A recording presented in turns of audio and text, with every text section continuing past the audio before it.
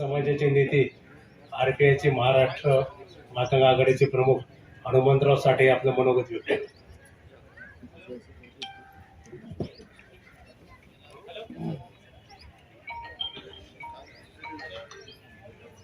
भाजपचे युवा नेते सुखदेवजी आढागळे या ठिकाणी आलेले आहेत. त्यांना विनंती आहे की त्यांनी विचारपटावर उपस्थित राहायचंय. सुखदेव आढागळे आद्य क्रांतिकारक लवजी वस्ताद साळवे यांच्या पुण्यतिथीच्या निमित्ताने आपण सर्वजण जमलेला आहे.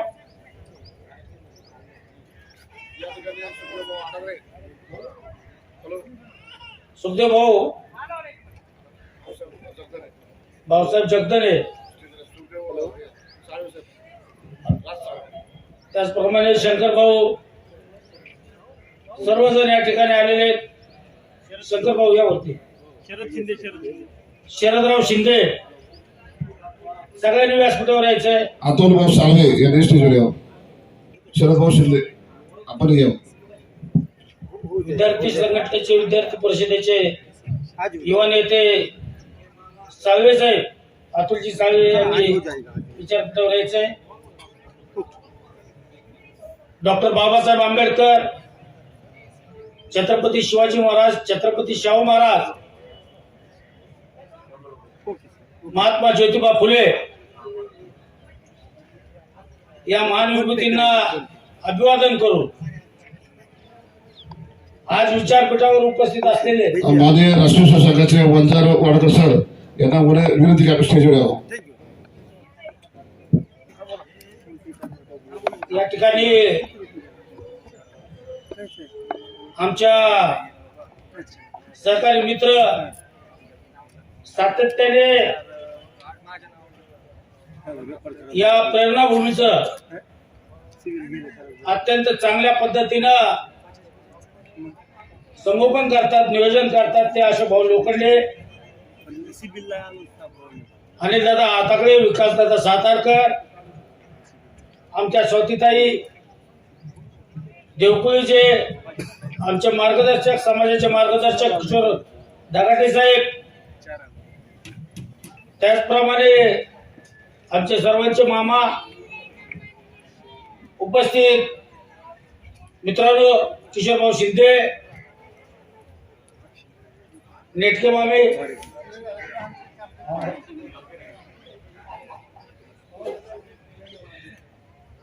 या ठिकाणी आपले विचार व्यक्त करताना आणि रातागळे यांनी अत्यंत चांगली मांडणी केलेली आहे. समाज व्यवस्थेमध्ये, विशेष करून मातंग समाजामध्ये सोयीचा इतिहास लिहिण्याचं काम, सोयीचा महापुरुष समाजापुढे लादण्याचं काम जर काही लोक करत असतील तर हा समाजाच्या पुढे सगळ्यात मोठा प्रश्न निर्माण होईल. शास्त्र सुद्धा इतिहासाचा संदर्भ देऊन लवजी वस्तादांचं चरित्र या समाजाच्या पुढे आलं पाहिजे.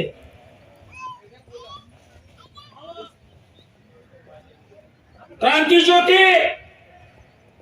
सावित्रीबाई फुले जर जन्माला आल्या नसत्या तर आमच्या बहिणी शिकल्या असत्या का? आणि ज्या समाजात त्या शिकल्या त्याच्या विचाराचं नेमकं मंथन आणि चिंतन आणि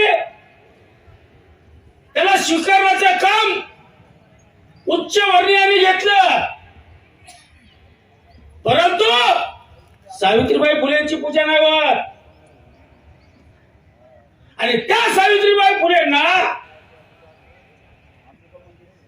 इथल्या धर्म नाही, दगड मारली, शेण मारला, चिखल मारला, ज्या कोवळ्या वयातल्या मुली पोटूशी राहिल्या त्यांना सांभाळण्याचं काम फुले दाम्पत्याने केलं. परंतु हे सर्व घडत असताना पोलाद पण कधी कधी वाचतंय.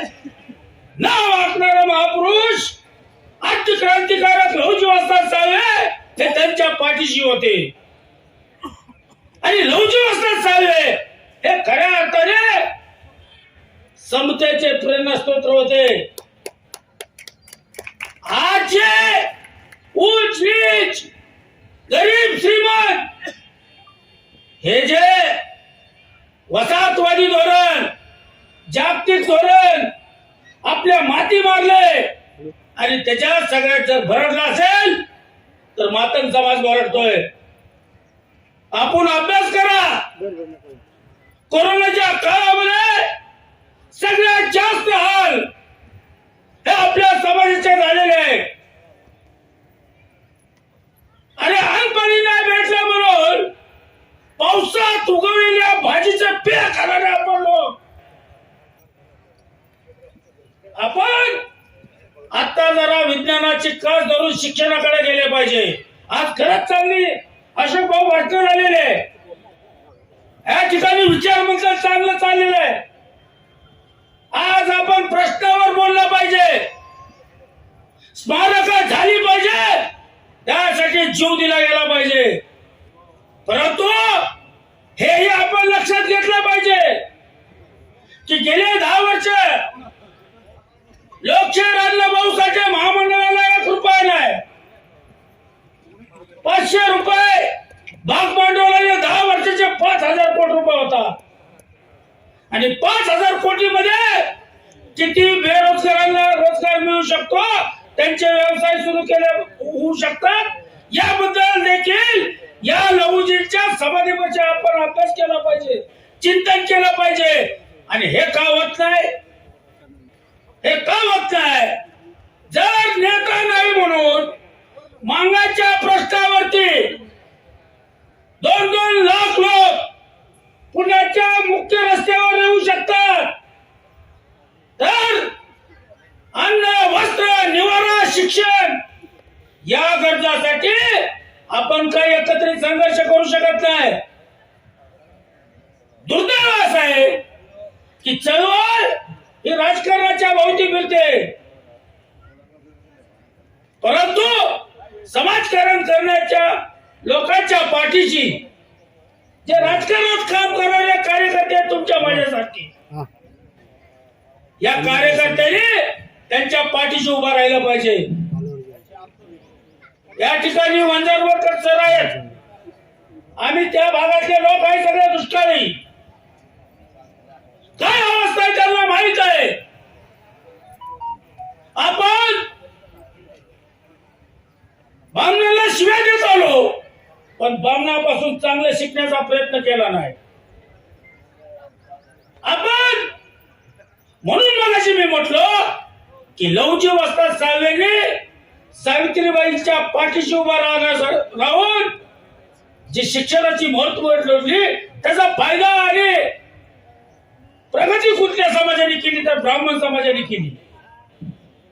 तुमच्या हात धरले होते का? पुढाऱ्यांनी, राजकर्त्यांनी हे पहिलं पवित्र काम केलं पाहिजे.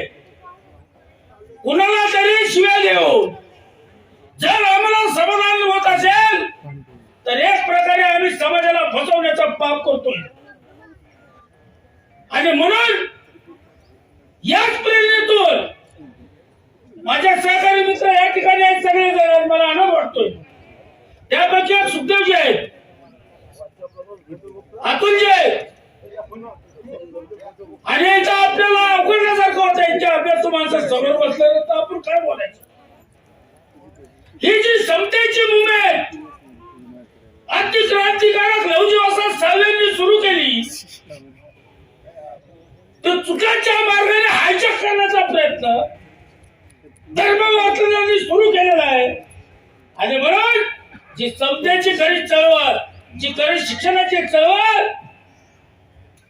आद्य क्रांतिकारक लहुजी वस्ताद साळवेंनी त्या पाठिंब्याने सुरू झाली, त्यांच्या नावाने माझ्यासारख्या मानजातीत काम करणाऱ्या कार्यकर्त्यांनी आद्य क्रांतिकारक लवची वस्ताद साळवे पुरस्कार या महाराष्ट्रात सुरू केला. या पुण्यनगरीमध्ये लोकमान्य टिळकांच्या नावाने 1,00,000 रुपयाचा पुरस्कार होता. परंतु गेल्या 7 वर्षामध्ये आपण लवची वस्ताद साळवेंच्या नावाने आपण 1,00,000 रुपयाचा पुरस्कार देतोय. हे सर्व तुमच्या माझ्यासारख्या सर्व कार्यकर्त्यांच्या समाजातल्या हे योगदान आहे. कोरोनामुळे आपण 2 वर्ष पुरस्कार दिलेला नाही, परंतु लवकरात लवकर आपल्या सगळ्यांच्या सहकार्याने अत्यंत चांगल्या पद्धतीने या वर्षी देखील लवची वस्ताद साळवेंच्या पुरस्काराचं या ठिकाणी वितरण होईल. मध्यंतरी डॉक्टर बाबासाहेब आंबेडकर फाउंडेशनच्या वतीनं लोकशाहीर अण्णाभाऊ साठे यांचं नाव देशातील महापुरुषाच्या यादीतनं वगळण्याचं पाप त्या अधिकाऱ्यांनी केलं. जे नाव यादीत नव्हतं, या देशाचे दलितांचे नेते आठवले साहेब यांच्याशी आम्ही बोलल्याबरोबर अर्ध्या तासामध्ये हे नाव त्या यादीत समाविष्ट झालं. आणि सगळ्यात महत्वाची गोष्ट या ठिकाणी अनिलदादा हाताकडे आणि विनोद शिंदे की लवची वस्ताद साळवेंचं नाव देखील या देशातील महापुरुषांच्या यादीमध्ये आणण्याचं काम आपल्या सगळ्या मानजातीच्या आणि आंबेडकरी चळवळीच्या कार्यकर्त्यांच्या मुळात आपण केंद्र ठिकाणी आणलेलं आहे. आपले माझे आमदार भालेराव साहेब यांनी काही प्रस्ताव दाखल केल्याच्या नंतर आपल्याला त्या ठिकाणी हे माहीत पडलं. मित्रहो, आपण एक लक्षात घेतलं पाहिजे, कुठलंही आंदोलन सुरू करताना कुणाच्या नावाने शिमगा करत असताना त्या प्रश्नाच्या मुळाशी जावा. चूक कुणाची आहे ते बघा आणि मग त्याच्या नावाने मग कुणी असो त्याला सोडायचं नाही. परंतु साफ साफ म्हणून आपण सातत्याने आंबेडकरी चळवळीला दृष्टी देण्याचं काम करतोय. हे आपले सगळ्यात मोठे हानी होणार आहे.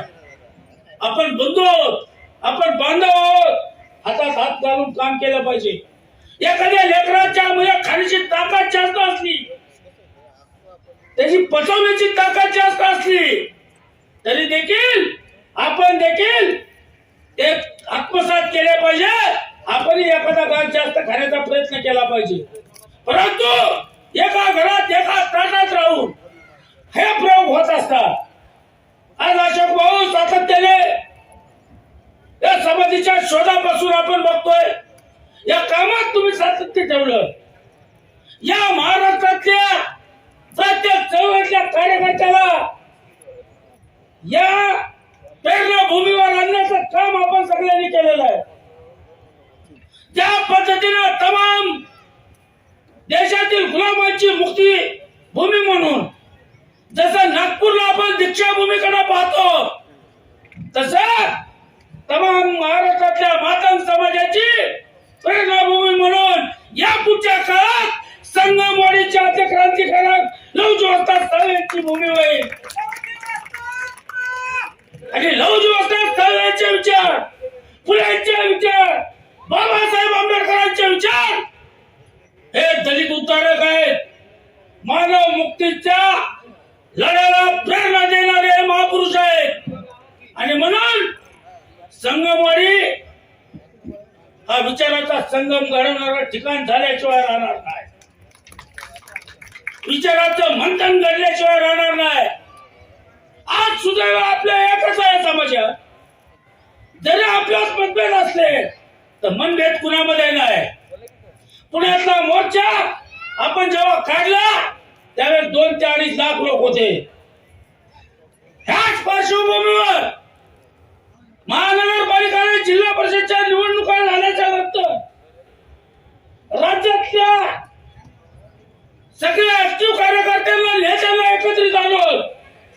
मातंग समाजाच्या शैक्षणिक, आर्थिक आणि सामाजिक विकासाच्या वरती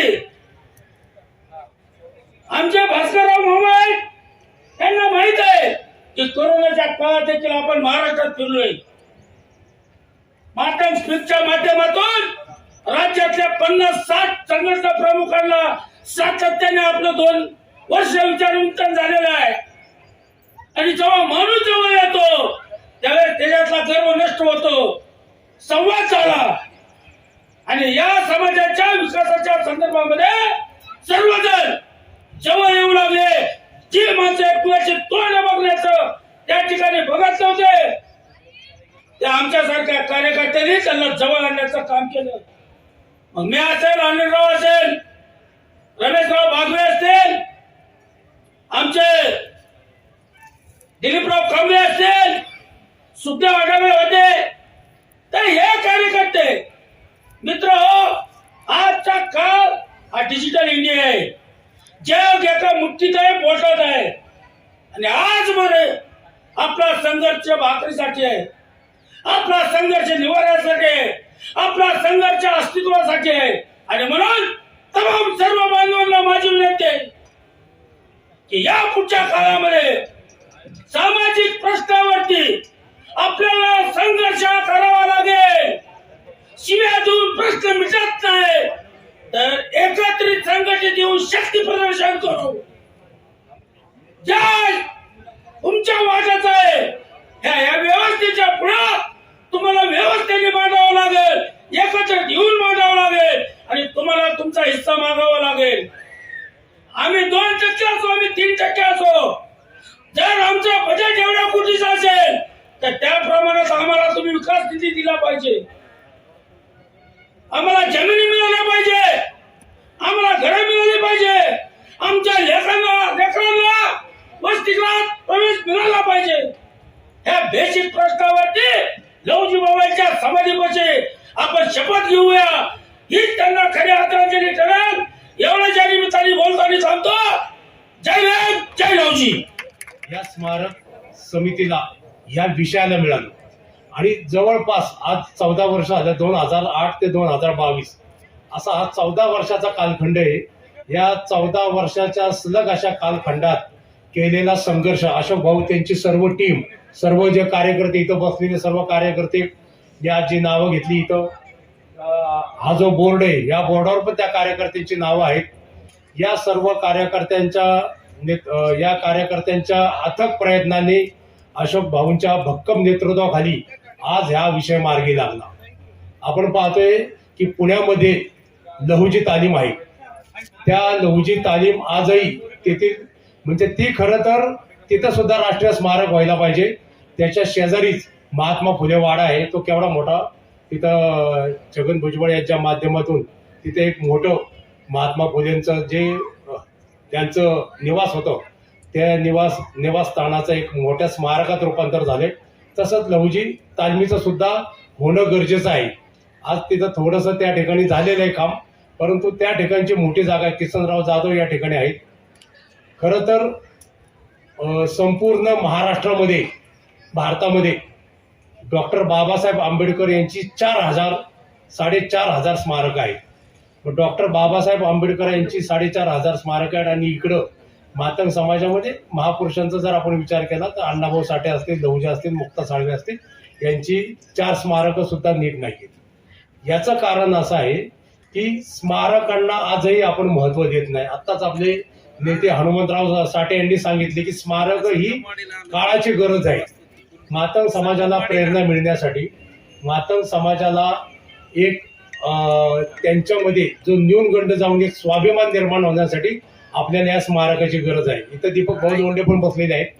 दीपक भाऊ लोंढे जिथं लहुजींचं जे जन्मस्थान आहे सासवड जवळचं पेडगाव, त्या पेडगावामध्ये त्यांना मी म्हणालो होतो की तुम्ही पेडगावाबद्दल माहिती द्या. जे जन्मस्थान आहे पेडगाव, त्या पेडगावामधील जागा लहुजींच्या स्मारकासाठी मिळावे म्हणून ते गेले जवळजवळ 10 ते 12 वर्ष प्रयत्न करत आहेत. आज त्यांच्या पण लक्षात आलेलं आहे की खाजगी मालकीची जागा मिळवणं किती अवघड असतं आणि पुणे शहराच्या मध्यवर्ती भागामध्ये असलेली 100 कोटी रुपयांची ही जागा मातंग समाजाला मिळालेली आहे. आणि हे जे स्मारक आहे संपूर्ण पुण्यातच नव्हे तर महाराष्ट्रात नव्हे, देशात मातंग समाजाचं एक प्रमुख तीर्थक्षेत्र म्हणलं तरी याला वावगं राहणार नाही. परंतु माझ्या मते हे प्रेरणास्थान आहे, ही प्रेरणाभूमी आहे, ही क्रांतीभूमी आहे. आणि त्या दृष्टीने आपण या स्मारकाकडे, खरं इथं बसलेले जरी थोडे कार्यकर्ते असतील, या कार्यकर्त्यांनी सुद्धा त्या दृष्टीने या स्मारकाकडे पाहिलं पाहिजे. कारण आता मला वाटतं एक परवाची घटना आहे. आमच्या इथलाच आमचाच एक मित्र आहे, माझ्याच वयाचा आहे. तो मला म्हटला हनुमंतराव आहेत नाही गेली विकास भाऊ, एक अतिशय महत्वाचं म्हणजे आता बोलता बोलता मला ते आठवलं की तो म्हणाला की माझे वडील आपलं माझी दोन्ही मुलं आहेत त्याला, आणि माझी दोन्ही मुलं मला किंमतच देत नाही. तर म्हणलं किंमत देत नाही म्हणजे काय केलं पाहिजे? तो नाही म्हणलं फार आरोतोर माझ्याशी बोलतात, चिडतात, कधी कधी त्यांना राग आला तर मला फार हाकलतात बघ घराच्या बाहेर वगैरे असं. म्हणलं तुझ्या काय चुका होतात? म्हणलं तुझ्या काहीतरी चुका असतील ना. म्हणलं माझ्या काहीच नाही चुका, मी कॉर्पोरेशनला कामाला आहे, रोज संध्याकाळी घरी येतो, थोडीशी दारू पितो आणि दारू पिऊन मी झोप. म्हटलं तू नक्कीच तू शिव्या देत असणार. म्हटलं तू तुझ्या बायकोला शिव्या देत असणार म्हणून तुझी पोरं तुला हाकलतात किंवा. तो म्हणला आजपर्यंत माझ्या तोंडात शिवीच नाही आली. मतलब तुझ्या तोंडात शिवी आली मग तुला हाकलून द्यायचं कारण काय आहे? तर त्या मुलांचं म्हणणं होतं की तुम्ही म्हणजे बापाने माझ्यासाठी काहीच केलं नाही, आमच्यासाठी काहीच केलं नाही, असं त्या मुलांचं म्हणणं आहे.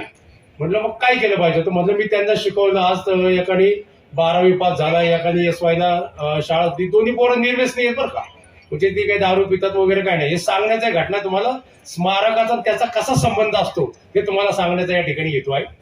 तर मग मी त्याला विचारलं की मग आता तर त्यांची समजा शाळा सुटली कुठं काम करतात का? म्हणलं कुठं तरी काम करतात, 1 महिना 2 महिने परत सोडतात, परत घरीच बसतात. आणि म्हणलं मग घर कोण चालवतो? म्हणलं मीच घर चालवतो, संपूर्ण पैसे वगैरे घरात देतो. म्हणलं मग तुझ्यात काय आणखी दोष किंवा बाहेर कुठं काय तुझं एखाद्या बाई बरोबर काय प्रेम प्रकरण आहे का म्हणून तुला काय मुलं? तसं पण नाही म्हटलं. आता याचं मला सगळं माहिती होतं, पण मी त्याला विचारलं. हा एकदम दारू पितो पण तो एकदम थोडीशी पितो, पण त्याच्या तोंडात एकदम गरीब स्वभावाचा आहे. आणि अशा व्यक्तीला त्याची मुलं हाकलून देतात. त्याला आता 3 दिवसापूर्वी त्याला मारलं सुद्धा. तर मी त्याला म्हणलो तुझ्या घरामध्ये अण्णाभाऊंचा फोटो आहे का? तर तो म्हणला नाहीये. लहुजींचा फोटो आहे का? नाहीये. मुक्ता साळवेंचा फोटो आहे का? नाहीये. आता म्हटलं या तिघांचा फोटो नसला तर बाबासाहेबांचा 100% नसणार. म्हणजे छत्रपती शिवाजी महाराजांचा तरी फोटो आहे का? तर तो म्हणला तो पण फोटो नाहीये. त्याला म्हणलं हे कारण आहे. म्हणलं माझे काहीच चुकी नाही, माझ्या घरात फोटो नाहीत, हे कसं काय कारण? मग मी त्याला समजून सांगितलं कसं असतं म्हणलो की लहानपणापासून तुझ्या मुलांवर जे संस्कार झालेले आहेत ते संस्कार सर्व मित्रमंडळीचे झालेले, ते तुमच्या शेजाऱ्या पाजाऱ्यांच्या तुमच्या नातेवाईकांचे झालेले, तुमच्या घरातले जे तुझ्या आणि तुझ्या बायकोचे जे संस्कार ते झालेले, त्यातनं त्यांच्यामध्ये तो न्यूनगंड तयार झालेला आहे. तू कुणालाच मानत नाही म्हणतो. तू काय अण्णा भाऊंना मानाना, तू लहुजींना मानाना, तू मुक्ता साळवेंना मानाना, ना तू बाबासाहेबांना मानत, ना महात्मा फुलेंना, शाहू महाराज, तू कुणालाच मानत नाही. याचा अर्थ तुलाच कुठलाही विचार कळलेला नाही. जर का तुला कुठलाही विचार कळलेला नाही तर तुझ्या मुलांना कसा कळणार ना? तुझ्या मुलांना सुद्धा कुठलाच विचार कळणार नाही. तुझ्या घरात जर का अण्णाभाऊंचा फोटो नाहीये तर तुझी मुलं अण्णाभाऊंना मानणारच नाही. लहानपणापासून तुम्ही बौद्ध समाजाच्या घरात बघा जाऊन किंवा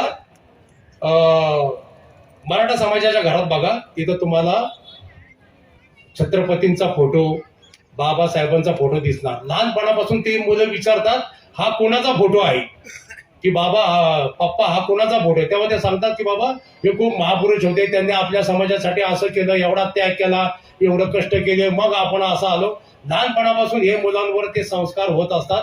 त्यातनं त्या मुलांना कळतं की माझे जे काही वडील आहेत किंवा आपलं जे घर आहे ते ह्या महापुरुषांमुळे आहे. ह्या महापुरुषांमुळे आपलं घर असल्यामुळं ती जी लहान मुलं आहेत ती घरातल्या आई वडिलांचा पहिला आदर करायला सुरुवात करतात. त्याला मी माझ्या मित्राला म्हटलं तू कुणाचाच आदर केला नाही म्हणून तुझी मुलं तुझा आदर करत नाही. आपल्या घरात आजही बघा किती आपल्या घरामध्ये आपल्या महापुरुषांचे फोटो आहेत. कधी लहुजींचा फोटो मी परत बघतो, अण्णाभाऊंचा फोटो दिसत नाही. अजूनही लोक लाजतात. स्वतःच्याच महापुरुषांचा फोटो स्वतःच्याच घरामध्ये लावायला जर का ते लाजत असतील तर तुमची जी लहान मुलं आहेत ती मोठी झाल्यावर ते तुम्हाला मानणारच नाही. ते म्हणणार तुम्ही काय केलं आमच्यासाठी? तुम्ही आमच्यासाठी काहीच केलं नाही. जी मुलं शिकलेली, हा अडाणी 7वी का 8वी पास झालेला कॉर्पोरेशन मध्ये कामाला आहे आणि तो एवढं सगळं तो घर सांभाळतोय आणि ती मुलं म्हणतायत की आमच्यासाठी तुम्ही बापाने काय केले, अशी ही मुलं म्हणतायत. म्हणजे ही मुलं धट्टीकटी कुठेही काम केलं तर त्यांना 15-20 हजार रुपये सहज पगार मिळू शकते, स्वतःच्या बळावर राहू शकते. आजही बापाच्या जीवावर जगतायत आणि बापाला उलट्या बोलतायत, बापाला हाकलून देतायत. ह्याचं कारण तिथं आहे की आपण कुठला विचार स्वीकारला नाही. आणि आज इथं पुण्यतिथी बघा किती लोक आहे. पुण्यामध्ये म्हणतात 4 लाख मातंग समाज आहे. 4 लाख मातंग समाजामध्ये बहुतेकांना माहिती आहे की आज पुण्यतिथी आहे. मी आज सकाळी मी आणि माझी पत्नी लवजी तालमीवर त्या ठिकाणी अभिवादन करायला गेलो होतो. फक्त तुम्हाला सांगतो आम्ही तिघं होते, तिने एक लहान मुलं होती तिथली शेजारची, बाकी कोणीच नव्हतं. संपूर्ण भोवतीने मातंग समाजच आहे त्या ठिकाणी.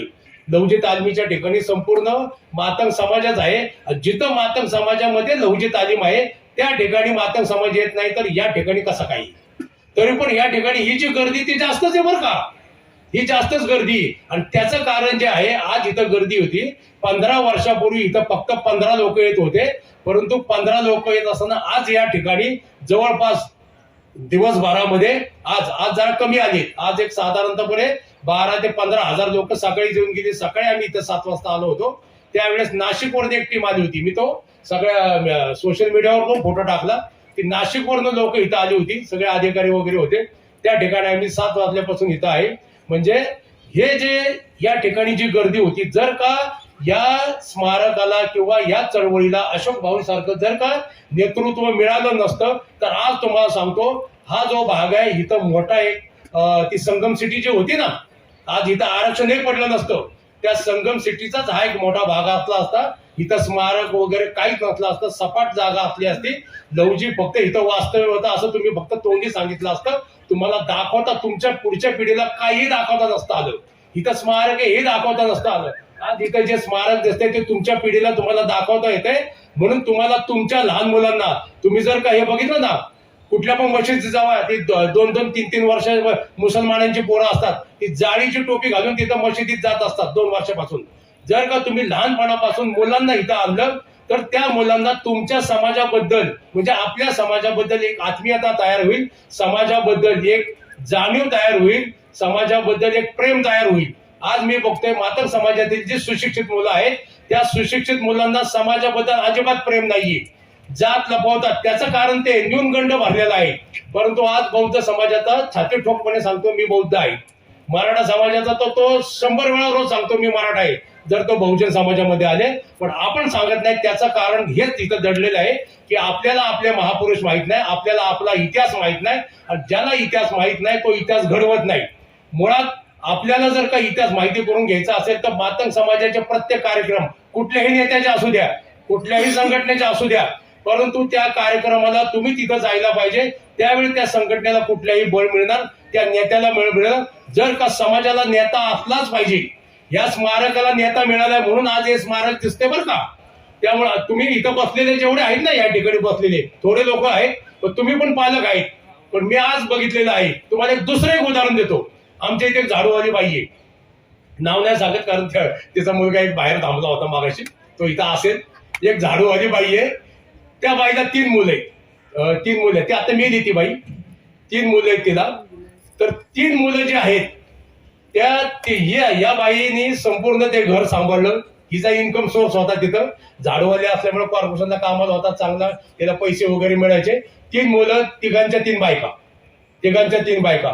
परंतु त्या बाईचा एवढा होल्ड होता ना त्या घरावर, एवढा जबरदस्त होल्ड होता, कुठलीही सून आवाजच करायची नाही तिच्या पुढे. पण नंतर ती मेल्यानंतर अक्षरशः एकाच महिन्यात त्या भावांमध्ये फूट पडली. किती? एका महिन्यामध्ये त्या भावांमध्ये फूट पडली आणि 3 भाऊ आता वेगवेगळे राहतात. हे कशामुळे झालं? नेतृत्व संपलं. त्या बाईने नेतृत्व घराला दिलं होतं. आपण पण बघा, आपण पण आपल्या घराला नेतृत्व दिलेले, आपण आपल्या घरात लिडरशिप दिलेले, म्हणून आपले कुटुंब तिथं सक्षमपणे तिथं राहत असतं. परंतु उद्या आपण पैसे कमवायचे सोडून द्या, आपल्याला कोणीच किंमत देणार नाही. स्मारकाच्या बाबतीत, समाजाच्या चळवळीबाबत इथं विचार आपल्याला महत्वाचा असतो आणि तो विचार, ती प्रेरणा खूप महत्वाची असते. चळवळ एखादी संघटना असू दे किंवा आपलं कुटुंब असं दोन्ही सारखंच असतं. तिथं तुम्हाला त्यागच करावा लागतो, नेतृत्वाला त्यागच करावा लागतो. अशोक भाऊंनी तसा त्याग केलेला आहे. तसा नेतृत्वाने हा त्याग आपण आपल्या घरासाठी त्याग करतोच ना, मुलाबाळांसाठी, घर बांधण्यासाठी. पण आपले पैसे असेल, कर्ज काढतो, मुलांची लग्न करतो, फार त्यांना लहानपासून चांगलं खायला प्यायला घालून शिक्षण वगैरे देऊन मोठं करतो. हा आपला त्यागच आहे ना. आपण हे नेतृत्व करत असतो आपल्या घराचं खरं तर. पण असंच नेतृत्व आपण समाजामध्ये कधी येऊन करत नाही. यांनी पाय ओढले, त्यांनी पाय ओढले, हा आम्हाला मानतच नाही, सारखे आपल्या तक्रारीच असतात. आणि अशा तक्रारीमुळे आपण समाजामध्ये कधीच प्रामाणिकपणे काम करत नाही. कुणीही किती तक्रारी करू द्या, मला समाजामध्ये काम करायचंय. जो नेता आहे त्याच्या मागे मी प्रामाणिकपणे उभा राहील आणि त्याच वेळेस आपल्याला तुम्हाला सांगतो आपले प्रश्न सुटायला मदत होईल. खरं तर आपण जेव्हा समाजामध्ये येतो ना तेव्हा काहीतरी हात असा आपला असतो त्या हातामध्ये काय पाहिजे असतं माहिती का आपल्याला? काहीतरी पद पाहिजे असतं, प्रसिद्धी पाहिजे असतं, नाही तर पैसा पाहिजे असतो. आता तुम्ही बघा ना, कुठलाही कार्यक्रम असू द्या, माझं नाव नाही घेतलं म्हणून रुसतात, खुर्चीवर बसवलं नाही म्हणून रुसतात, स्टेजवर बोलवलं नाही म्हणून रुसतात, बोलायला नाही दिलं म्हणून रुसतात, सत्कार केला नाही म्हणून रुसतात. म्हणजे आपण समाजामध्ये येतो ना, तर समाजामध्ये काहीतरी घेण्यासाठी येतो, तर समाजामध्ये काही देण्यासाठीच येत नाही. जर का तुम्ही समाजामध्ये कधी देण्यासाठी येणार नाही तर तो समाज कधीच मोठा होणार नाही. ब्राह्मण समाज, मराठा समाज या समाजाचा इतिहास आहे 350-400, ब्राह्मणांचा 5000 वर्षाचा इतिहास आहे. त्यांनी समाजामध्ये खूप त्यांचे योगदान दिले, त्यांच्या पुरतं तरी योगदान दिले, म्हणून ते आज 1 नंबर 2 नंबरला आहे. आपण किती योगदान दिलं? आपण समाजामध्ये किती योगदान दिलं? आपण प्रसिद्धीसाठी, जर का नावासाठी समाजामध्ये येत असू तर आपल्या समाजाला भविष्य नाहीये. आपल्या समाजाच्या किती संस्था आहेत, किती संघटना सक्षमपणे. आता मी पिंपरी चिंचवड कॉर्पोरेशन मध्ये कामाला आहे. माझ्या पिंपरी चिंचवड कॉर्पोरेशन मध्ये आमचे एक रत्न पारखी नावाचे एक साहेब आहेत, आता रिटायर झाले 1-2 वर्षापूर्वी. तर आता त्यांच्या मुलीच्या मुलाचं लग्न होतं, त्यावेळी मी घरी गेलो होतो. त्या रत्न पारखी ते आहेत जातीनं काय ती शिंपी जाते त्यांची, रत्न पारखी ते जातीने शिंपी.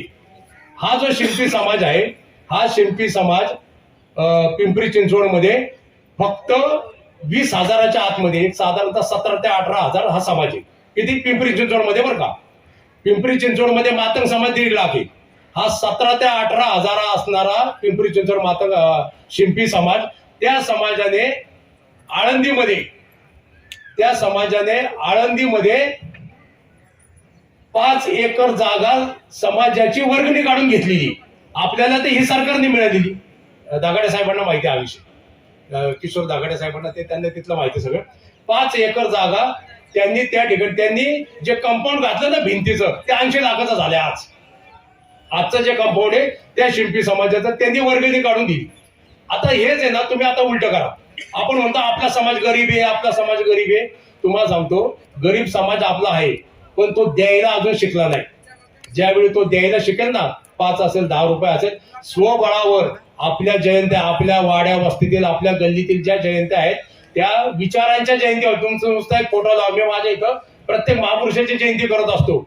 माझ्या इथली जयंती 0 रुपयात होती, 0 रुपये. म्हणजे मी तिथं जे महापुरुषांच्या जयंती करतो, कारण मी जो हार घेतलेला आहे तो हार आहे प्लॅस्टिकचा. कारण तिथे उघड्यावर जयंती असते, दिवसभर उघड्यावर तो फोटो असतो, बकऱ्या वगैरे आता तो ते हार खातील आणि तो फोटो पडेल, विटंबना होईल, म्हणून मी प्लॅस्टिकचा हार आणला आणि तोच प्लॅस्टिकचा हार घालायचा. पण तिथं जवळजवळ 1 तासभर प्रबोधनाचं त्या ठिकाणी बोलवायचं आणि जो तिथले 15-20 लोक असतील, 5-50 लोक असतील, तिथं प्रबोधना करायचं. म्हणजे जर का आपल्याला खऱ्या अर्थाने जर जयंती करायची असेल ना, तर आपण 0 रुपये सुद्धा जयंती करू शकतो लोकांना बोलून. ती जयंती जी आहे ती जयंती खऱ्या अर्थाने आपली प्रबोधनाची जयंती होईल, जागृती जयंती होईल. परंतु जर का आपण डीजे लावून, मोठमोठे सेट लावून जर का जयंती करत असू, तर तो फक्त भापका असतो. इतर समाजाच्या बरोबरीने येण्याचा तो तुमचा प्रयत्न असतो. तुम्ही कधीच त्यांच्या बरोबरीने येऊ शकत नाही, का आर्थिक दृष्ट्या तुम्ही कमजोर आहे. मग शिंपी समाज जर का तिथं पुढे तुम्ही बघा, तिथं मी पाहिलंय, एक 5-10 मिनिटं वेळ घेतला तर चालेल ना? नाही, म्हणजे मी जे बोलतोय ते सगळं वास्तव मानतोय, कारण आता अजून वक्त याच्यात मला बोलायची संधी दिली सगळ्या शेवटी, नाहीतर मला तेवढी बोलायची संधी मिळाली नसती. तर हा जो शिंपी समाज आहे, या शिंपी समाजाचा आता मी पिंपरी चिंचवड कॉर्पोरेशन मध्ये अंकुशराव लांडगे नाट्यगृह आहे, तिथं रामकृष्ण मोरे आणि आचार्य यात्रे 3 नाट्यगृह. या 3 नाट्यगृहामध्ये मी काम केलेले. मी आजपर्यंत हजारो भाषणं ऐकलीत, हजारो बरं का. कारण थिएटरमध्ये जर का मी 20 वर्ष काम करतोय, तिथं 3 शो असतात, तर त्या 3 शोमध्ये मी हजारो भाषणं ऐकली आणि हजारो इतर सर्व समाजाचे मी कार्यक्रम पाहिलेले आहेत. या ठिकाणी मराठी साहित्य संमेलनाचे माजी अध्यक्ष श्रीपाल सबनीस सर उपस्थित झालेले आहेत. मी सबनीस सरांना विनंती करतो की त्यांनी विचार मंचावर यावं. सबनीस सर आलेले आहेत, त्यामुळे मी आता माझा 5 मिनिटात सबनीस सर येईपर्यंत फक्त तुम्हाला ती घटना सांगतो. तो जो समाज आहे शिंपी समाज, त्या समाजाचे मी जे कार्यक्रम बघितले, त्या तिथं स्टेजवर सगळे ज्येष्ठ लोक असतात, राजकीय लोक नसतात. राजकीय लोक पुढे बसलेले असतात, ते ज्येष्ठ जे असतात त्या ज्येष्ठांच्या, हे राजकीय लोक मोठमोठे नेते त्या ज्येष्ठांच्या पाया पडतात आणि ते ज्येष्ठ लोक समाजाचं संपूर्ण संघटन करतात. त्यांची कुठेही बातमी येत नाही पेपरला, कुठेही त्यांचे फ्लेक्स वगैरे काहीच लावलेले नसतात. असा असणारा शिंपी समाजाचा तिथं धर्मशाळा आहे. म्हणजे ती 5 एकर जागा आहे, त्या 5 एकर जागेमध्ये धर्मशाळा आहे. मातंग समाजामध्ये पुणे शहरात सुद्धा धर्मशाळा नाही. आपल्या समाज मंदिरांच्या अवस्था बघा काय असतात. समाज मंदिरांच्या अवस्था बघा, तिथं काहीतरी राडा रोडा पडलेला असतो, कुणाच्या तरी घरातलं सामान असतं. जर का समाज मंदिरांची अशी अवस्था आहे तर आपल्या धर्मशाळा कधी अशा उभ्या राहणार. आपण जोपर्यंत सामूहिक जबाबदारी, सामूहिक नेतृत्व किंवा सामूहिक त्याग आपण करायला शिकणार नाही तोपर्यंत आपली परिस्थिती खूप अवघड असणार आहे. चळवळ आपल्याला आजही, मी जेव्हा पाहतो तेव्हा चळवळ आपल्याला आजही समजलेली नाही. चळवळीचा आपण आपल्यासाठी उपयोग बऱ्याच काय घटना अन्याय अत्याचाराच्या घडतात, त्यावेळी कळतं की आपल्याला बाबा हा मातंग समाजाचा आहे, बौद्ध समाजाचा अन्याय अत्याचार घडल्या. तो जोपर्यंत अन्याय अत्याचार होता तोपर्यंत कधी तो आलेला नसतो. आमच्या इथे पण तीच परिस्थिती की बऱ्याच तिथं बघितलंय. आता तो मगाशी एक ते यांचा विषय चाललेला होता. आपले एक कार्यकर्ते पत्रकार महेश सकट, त्यांनी त्या सावकारांचा विषय चालला होता. मातंग समाजाच्या अनेक लोकांच्या सावकारांनी सगळ्या घरं बाळगवलीत आणि आज ते कुठेतरी झोपडपट्टीत भाडे स्वतःचे घरं बाळगून झोपडपट्टीत राहतात. हे कशामुळे झालं? आपण प्रॉपर प्रश्नांवर चळवळच करत नाही. आपली जी चळवळ आहे एका अर्थाने ती पूर्णपणे राजकीय ध्रुवीकरण करण्याची चळवळ आहे. समाज प्रबोधनाची, समाज जागृतीची, समाजा उन्नतीची चळवळ नाही. समाजाला फक्त संघटित करायचंय आणि कुठल्या तरी पक्षाला पाठिंबा द्या, कुठल्या तरी पक्षाच्या मागे जावा, यासाठी आपली घरी चळवळ चाललेली आहे. आणि मी कसा नेता, आणि मग मी नेता आहे, मग हे कुठं दाखवायचंय? हे माझा जो वरचा जो राजकीय पक्षाचा नेता आहे त्याला दाखवायचं. बघा मी एवढा कार्यक्रम घेतला, एवढे 1000 लोक, 2000, 5000 लोक आणली, कुठे आपण आपल्या गल्ली बोळा, तिथं आपण असं दाखवतो आणि मग त्या राजकीय पक्षाकडे तिकीट मागतो. अशाने तिकीट मिळत नाही. तुमच्या समाजात जागृती किती, तुमचं मतदान किती, तुम्ही निवडणुकीच्या कालखंडामध्ये तुमचा समाज काय करतो ह्याला खूप महत्व असतं. त्यावेळेस बघितलं तर त्यावेळेस आपल्या नेत्यांच्या मागं, राजकीय नेत्यांच्या मागं लोक आपली नसतातच. सगळे राजकीय नेते आपले आज कमजोर आहेत, सामाजिक नेते कमजोर आहेत. कारण आपण राजकीय आणि सामाजिक चळवळ ही पूर्णपणे सरमिसळून करून टाकलेली आहे. राजकीय नेता सामाजिक चळवळीचा किंवा समाजाचा बुरखा पांघरून तो येतोय आणि असं झाल्यामुळं कोण कोणाला फसवते हे आपल्याला कळत नाही. आणि आपण सुद्धा काहीतरी मागण्यासाठीच जर का समाजाच्या नेत्याकडे जात असू तर समाजाचा नेता पण तुम्हाला ओळखणार की हा फक्त मागण्यासाठीच आलेला आहे, हा समाजासाठी आलेलाच नाहीये. आपल्याला इथून पुढे जर खरंच काम करायचं असेल, समाजाच्या तळमळीने काम करायचं असेल आणि आपल्याला असं वाटत असेल समाज खरंच जागृत व्हावा, तर आपण समाजाला देण्याच्या भूमिकेतच यायला पाहिजे. जोपर्यंत आपण देण्याच्या भूमिकेत येणार नाही तोपर्यंत आपल्याला भवितव्य नाही. एवढंच या ठिकाणी बोलतो. जय लवजी.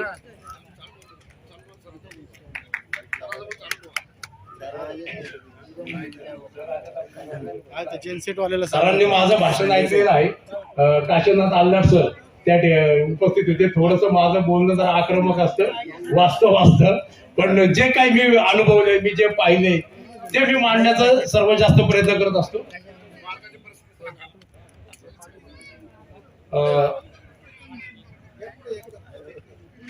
आता एक मागच्या महिन्यामध्ये आपले उपमुख्यमंत्री अजितदादा पवार यांनी 87 कोटी 11 लाख रुपये जाहीर केलं. अर्थसंकल्पात पण ते नमूद केलं. ते आता ती तरतूद झालेली आहे. आता फक्त आपलं भूमिपूजन राहिलेलं आहे. त्यापूर्वी 33 कोटी रुपये हे जमा आहेत. मग त्यामध्ये 16 कोटी आणि 12 कोटी असे आहेत, 28 कोटी आणि त्यानंतरचे 3 कोटी असे 31 कोटी आहेत. आणि आता मिळाले ते 87 कोटी 11 लाख. यातनं ही जी जागा आहे या जागेचीच किंमत 100 कोटीच्या आसपास आहे. जे जागा मालक आहेत त्यांना ही 100 कोटी देऊन ही जागा पहिले हस्तांतरण होईल आणि त्यानंतर या जागेवर स्मारकाचं म्हणजे भूमिपूजन होईल आणि स्मारक उभारण्याचं काम सुरू होईल. ही आहे आजच्या परिस्थिती. आता मागचा जो फक्त मी तुम्हाला 2 मिनिटात तो जरा आढावा घेतो. 2008 मध्ये क्रांतीवीर लहुजी साळवे राष्ट्रीय स्मारक समिती स्थापन झाली. इथल्या पुण्यातले सर्व जे प्रमुख कार्यकर्ते आहेत या सर्व प्रमुख कार्यकर्त्यांनी मिळून ही समिती स्थापन केली आणि या समितीचे अध्यक्ष अशोक भाऊ लोखंडे यांना केलं. आणि 2008 मध्ये ही जी जागा ही पूर्ण खाजगी स्वरूपाची, इथं समाधी वगैरे अस्तित्वात नव्हती, फक्त थोडा एक दगड होता. समाधी म्हणजे दगड होता. इथं पुरातत्व खात्याकडे समाधी आहे म्हणून असा काही पुरावा नाहीये. आता तो एक मोठी एक समस्या. दुसरी समस्या म्हणजे जागा ही खाजगी मालकाची, ही दुसरी समस्या. हा वाटत म्हणजे तो दगड होता, समाधी होती ती दगड होता, पण ते समाधीचं जे आपण जे स्ट्रक्चर आपल्या डोक्यात असतं ना तसं स्ट्रक्चर नव्हतं आणि तो पुरातत्व खात्याकडे तो पुरावा सुद्धा नव्हता. तो पुरातत्व खात्याकडे तो पुरावा सुद्धा नव्हता.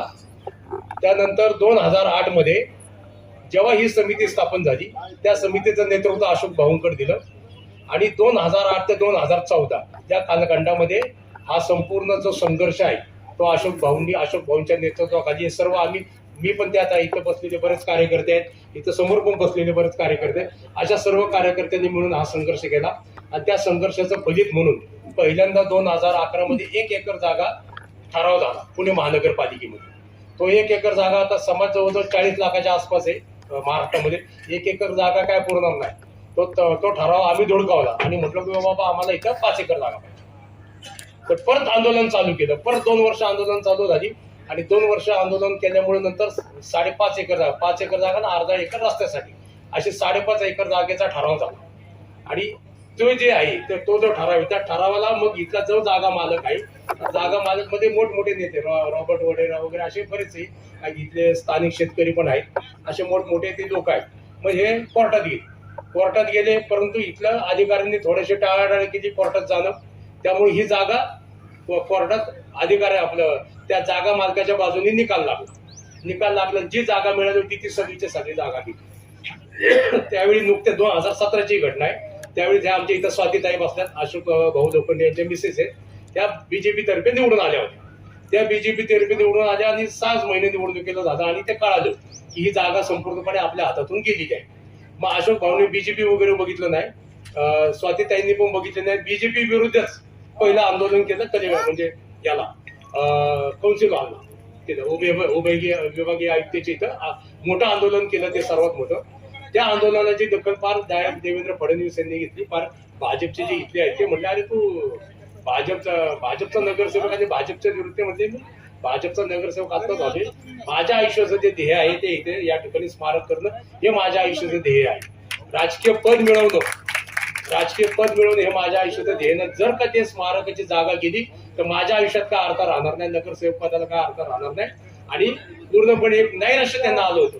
पण ते आंदोलन केल्यामुळं मग देवेंद्र फडणवीस यांनी मुंबईला बोलवलं. त्या मिटिंग मध्ये मी सुद्धा होतो. मुंबईला मिटिंग झाली तेव्हा देवेंद्र फडणवीस यांनी आश्वासन दिलं की मी माझ्या अखत्यारीमध्ये जे 5.5 एकर जागेचं आरक्षण पक्क करू. आणि लगेच एकाच महिन्यात फडणवीस साहेबांनी ते आरक्षण पक्क केलं. आता हे जे अगोदरचं जे कच्चं आरक्षण होतं ते काँग्रेस राष्ट्रवादी म्हणजे या स्मारकामध्ये सर्व पक्षांचा सहभाग आहे. सर्व पक्ष असं कुठलं आपल्याला म्हणता येत नाही. स्मारकाचं जे पहिलं कच्चं आरक्षण टाकलं ते राष्ट्रवादी काँग्रेस आणि काँग्रेसने, त्यानंतर बीजेपीने म्हणजे फडणवीस साहेबांनी ते पक्क आरक्षण केलं. त्यानंतर आरक्षण तर पक्क झालं. मग परत आता त्या स्मारकासाठी 100 कोटी निधी पाहिजे आणि 100 लगेच 2019ला 20 आपला कोरोना आला आणि ते हे गेलं. इथं परत आम्ही प्रयत्न केला. बीजेपीची पूर्ण सत्ता होती. बीजेपीची सत्ता असताना सुद्धा इथं त्यामुळे बीजेपीच्या विरोधात स्वातीताईंनी आणि अशोक भाऊंनी पण भूमिका घेतली. बाबा इथं कॉर्पोरेशन मध्ये जर 100% सत्ता बीजेपीची आहे, त्यावेळी 2017 ते 2019 राज्यात पण सत्ता बीजेपीची होती आणि केंद्रात पण होती. त्या काळातच खरं तर भूमिपूजन वगैरे होणं गरजेचं होतं असं अशोक भाऊंचं मत होतं, स्वातीताईंचं पण मत तसंच होतं. परंतु ते झालं नाही. आणि आता कोरोनामुळे तर सरकारची परिस्थिती आणखी बिकट झाली. 100 कोटी स्मारकाला देणं म्हणजे खूप अवघड झालं. परंतु अजितदादा इथले आता पालकमंत्री आहेत, पुण्याची संपूर्ण जबाबदारी त्यांच्यावर. त्यांनी त्यांच्या अखत्यारीमध्ये मग आमचे इथले नगरसेवक आहेत सुभाष जगताप, त्यांची भूमिका, त्यानंतर इथं नवीन जी समिती झाली त्यांची भूमिका, यांनी पण तो प्रयत्न केला. आणि खरं तर अजितदादा पवारांचं खरं आम्ही या ठिकाणी धन्यवाद मानले. सगळे याच्यावर पण मांडले की अजितदादा पवार यांच्या प्रयत्नामुळे 87 कोटी 11 लाख रुपये मिळाले आणि आता तो भूमिपूजनाचा मार्ग सुकर झाला. हा एकंदर या ह्याच्यातला आढावा. आणखी काही जर का माझ्याकडनं राहील असं तर अशोक भाऊ तुम्हाला सांगतील अशी ही स्मारक आहे. आणि हे जे स्मारक आहे हे स्मारक जे आहे संपूर्ण म्हणजे महाराष्ट्रामध्ये लहुजींचं म्हणजे जिथं त्यांचं वास्तव्य होतं, जिथं ते भूमिगत होते, हा भाग आहे. त्या भागामध्ये स्मारक होतं आणि शेवटी त्यांचं जे हे आमचे म्हणजे देहावसन झालं ते याच भागामध्ये झालं. त्या या ठिकाणची ती समाधी आहे. पेठला त्यांचं जन्मगाव आहे. आमचे ते एक दीपक लोंढे बसलेले ते तिकडे ते काम करता येते. आणि इथं जे आहे स्मारक ते होण्यासाठी 14 वर्षाचा संघर्ष करावा लागला. भारतामध्ये, महाराष्ट्रामध्ये आणि पुण्यामध्ये, पुण्याच्या मध्यवर्ती भागामध्ये आज पुणे संपूर्ण चारी बाजूंपासून तिथं आपल्याला 5.5 एकर जागा मिळाली. सांगणं म्हणजे कारण असंच आहे की एखाद्या विषयाला, एखाद्या चळवळीला जर का भक्कम नेतृत्व मिळालं तर त्या नेतृत्वाचं ते आउटपुट नेतृत्व असं देऊ शकतं. हा आमच्या त्या एकंदर आहे. कारण आपण पण पाहिलं की इंदिरा गांधीचं नेतृत्व जसं मिळालं किंवा आता मोदींचं नेतृत्व मिळालं तेव्हा त्या पक्षाला संजीवनी मिळाली. नेतृत्व खूप महत्वाचं असतं. या स्मारकाच्या चळवळीला अशोक भाऊंच्या रूपाने एक असं भक्कम नेतृत्व मिळालं. आणि म्हणजे अशक्यप्राय जागा, जवळपास पूर्णपणे अशक्यच होतं अशी 100 कोटीची जागा आणि खाजगी जागा ती एखाद्या समाजाला देणं, ती जागा आज आम्हाला मिळत. हे खरं अशोक भाऊंचं मोठे योगदान. डॉक्टर संजय आवाळे आणि सन्माननीय भानुदास या दोघांनी मुलांनो आरोग्यदायी खेळचित्र रंगवूया अशा प्रकारचा एक नवीन उपक्रम नव्या पिढीसाठी सर्व जाती धर्मांच्या मुलांच्या खेळाच्या संदर्भात हा अत्यंत विधायक, आरोग्यदायक व्यायाम, कसरत आणि आधुनिक व्यायामाच्या संदर्भात, आधुनिक खेळांच्या संदर्भात सुद्धा एक सुंदर अशा प्रकारची सर्वार्थानं नव्या पिढीच्या शारीरिक, मानसिक आणि सर्वार्थाच्या आरोग्यासाठी उपयुक्त ठरणारी ही योजना आणलेली आहे. या पाठीमागे त्यांची कल्पकता आहे, चिंतन आहे, लहान मुलांच्या संदर्भातली तळमळ आहे. मोबाईलमध्ये मुलांची डोळे आणि मुलांचा मेंदू कुजवला जातो आहे आणि या दृष्टीनं पालक, सरकार आणि समाजातले धुरीण कुठल्याही प्रकारची काळजी घेत नाहीत. अशा प्रतिकूल अवस्थेमध्ये डॉक्टर संजय आणि त्यांच्या सहकार्यांनी मुलांच्या भवितव्याला आकार देण्यासाठी या नवीन संकल्पनेतून आणि तळमळीतून अशा प्रकारचं एक सुंदर प्रकाशन आपल्या समोर ठेवलेलं आहे. मी या दोघांचंही आपल्या उपस्थितीमध्ये जाहीर अभिनंदन करतो आणि मुलांनो आरोग्यदायी खेळचित्र रंगवूया या प्रकाशित योजनेचं जाहीर झालं, हे प्रकाशन झालं असं मी जाहीर करतो. माता समाजाचे नेते शंकरभाऊ तडके आपले विचार मागतील.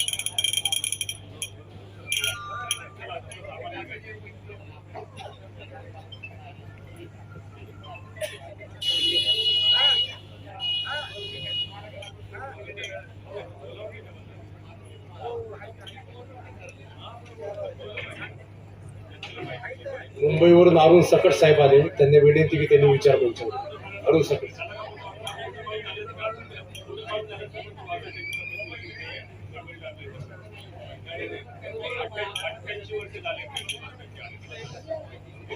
वारजेचे आरकेचे दत्तभात चव्हाण यांचे सहर्ष स्वागत. आपण स्टेजवर या.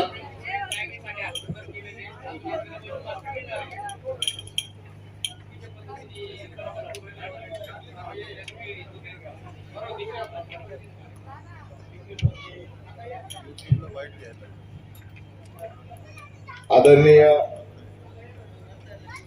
भाऊसाहेब सोनवणे, आपणास विनंती आहे कृपया आपण मंचकावर यावं.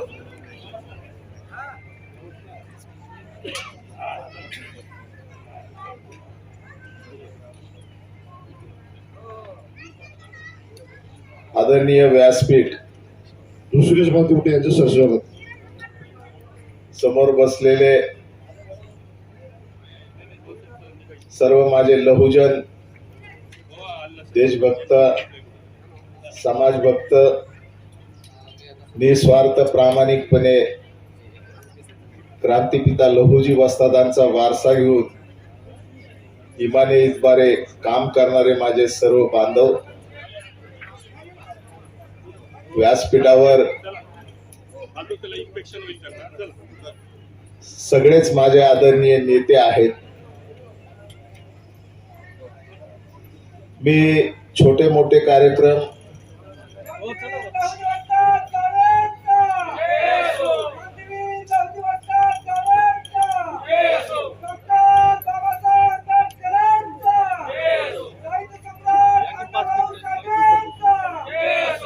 या ठिकाणी आदरणीय भोसले साहेब,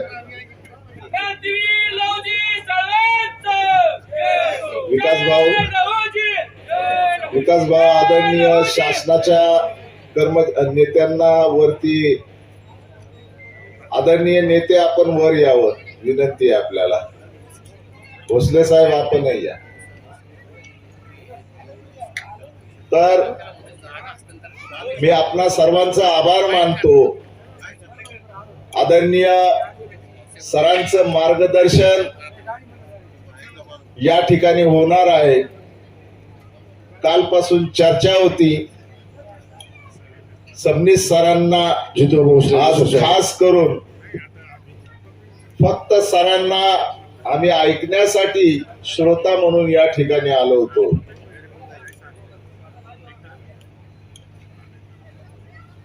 सरांनी आज परिस्थिती पाहिली असेल, जयंतीला पण भरपूर प्रचंड गर्दी असते, पुण्यतिथीला पण कमी असते असं नव्हे. आजच्या परिस्थितीमध्ये सर्वात जास्त जर गर्दी कुठे होत असेल तर ती फक्त लहुजी वस्तादांच्या समाधीवर आणि साहित्यरत्न अण्णाभाऊ साठेंच्या पुतळ्यावर. आदरणीय सर,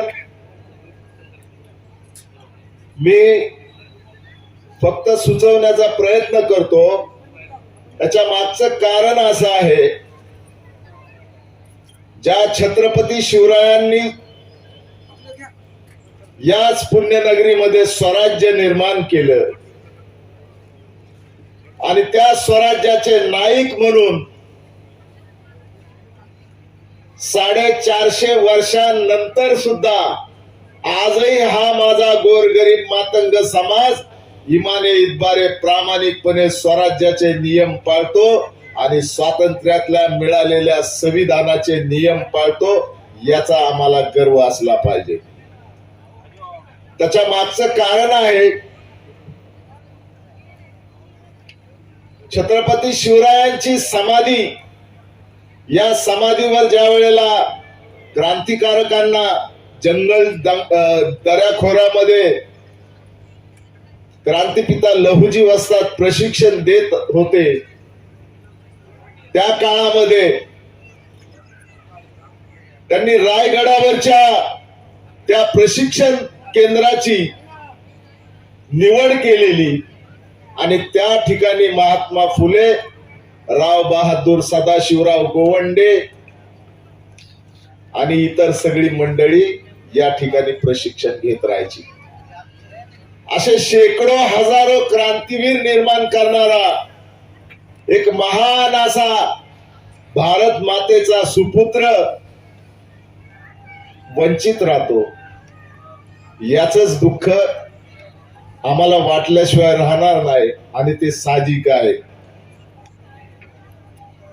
कधी कधी या वेदना जागृत होतात आणि त्या वेदनेचा हुंकार तो इथपर्यंत पोहोचतो की जगामध्ये कदाचित त्याची गणना होऊ शकत नाही. आम्हाला आज या ठिकाणी सर, मी फक्त आपल्याला ऐकण्यासाठी आलेलो आहे, पण क्रांतिपिता लहुजी वस्ताद हा इतका मोठा क्रांतिकारक होऊन गेला की मी पुणे विद्यापीठाचा विद्यार्थी पण होतो आहे, आता नाही. लहुजी वस्ताद हे आम्हाला कधी समजायला लागले. एखाद्या वेळेस सर आपल्या समोर प्रश्न उभा असेल आणि जरूर त्याबाबत चर्चा झालीच पाहिजे की साहित्यरत्न अण्णाभाऊ साठेंनी लहुजींच्यावर का साहित्य निर्माण केलं नाही, याचा सुद्धा प्रश्न तुमच्या मनामध्ये नक्की जागृत झाल्याशिवाय राहणार नाही. मग ते साहित्य गेलं कुठं?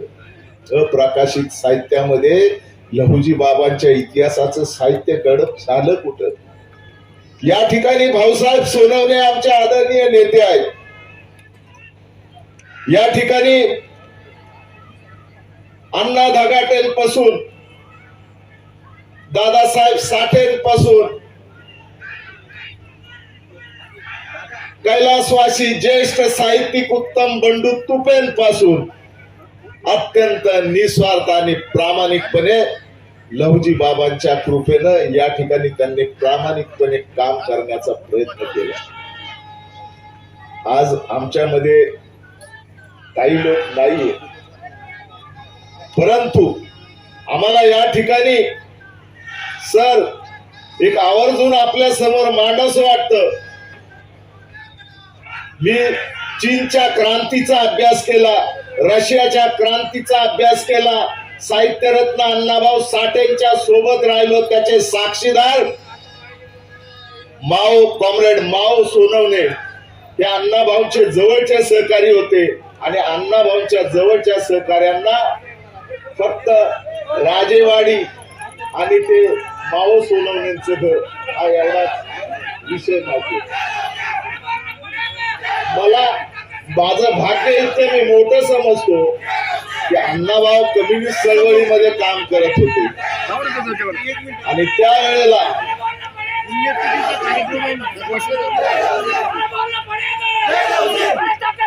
आदरणीय नेत्यांचा या ठिकाणी सर्वांनी टाळ्याच्या गजरात स्वागत करावं.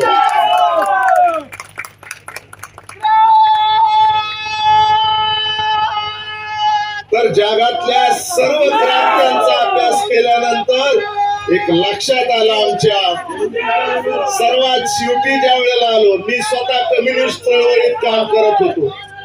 मी नक्षलवादी ज्या ठिकाणी चंद्रपूर आणि गडचिरोली आहे, या चंद्रपूर गडचिरोली मध्ये मी स्वतः जाऊन राहून आलेलो आहे आणि या ठिकाणी जी दलित चळवळ उभी राहिली ती फक्त नक्षलवादी चळवळीच्या आधारावरती उभी राहिली, हे मी ठामपणे सांगतो या ठिकाणी.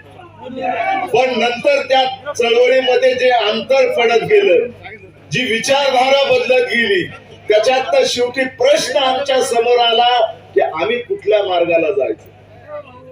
आणि मग आम्ही ज्या वेळेला लहुजी बाबांचा शोध घेत होतो त्यावेळेला आमच्यामध्ये आज ते लोक नाहीत की ज्यांनी प्रामाणिकपणे इमाने इतबारे संशोधन केले.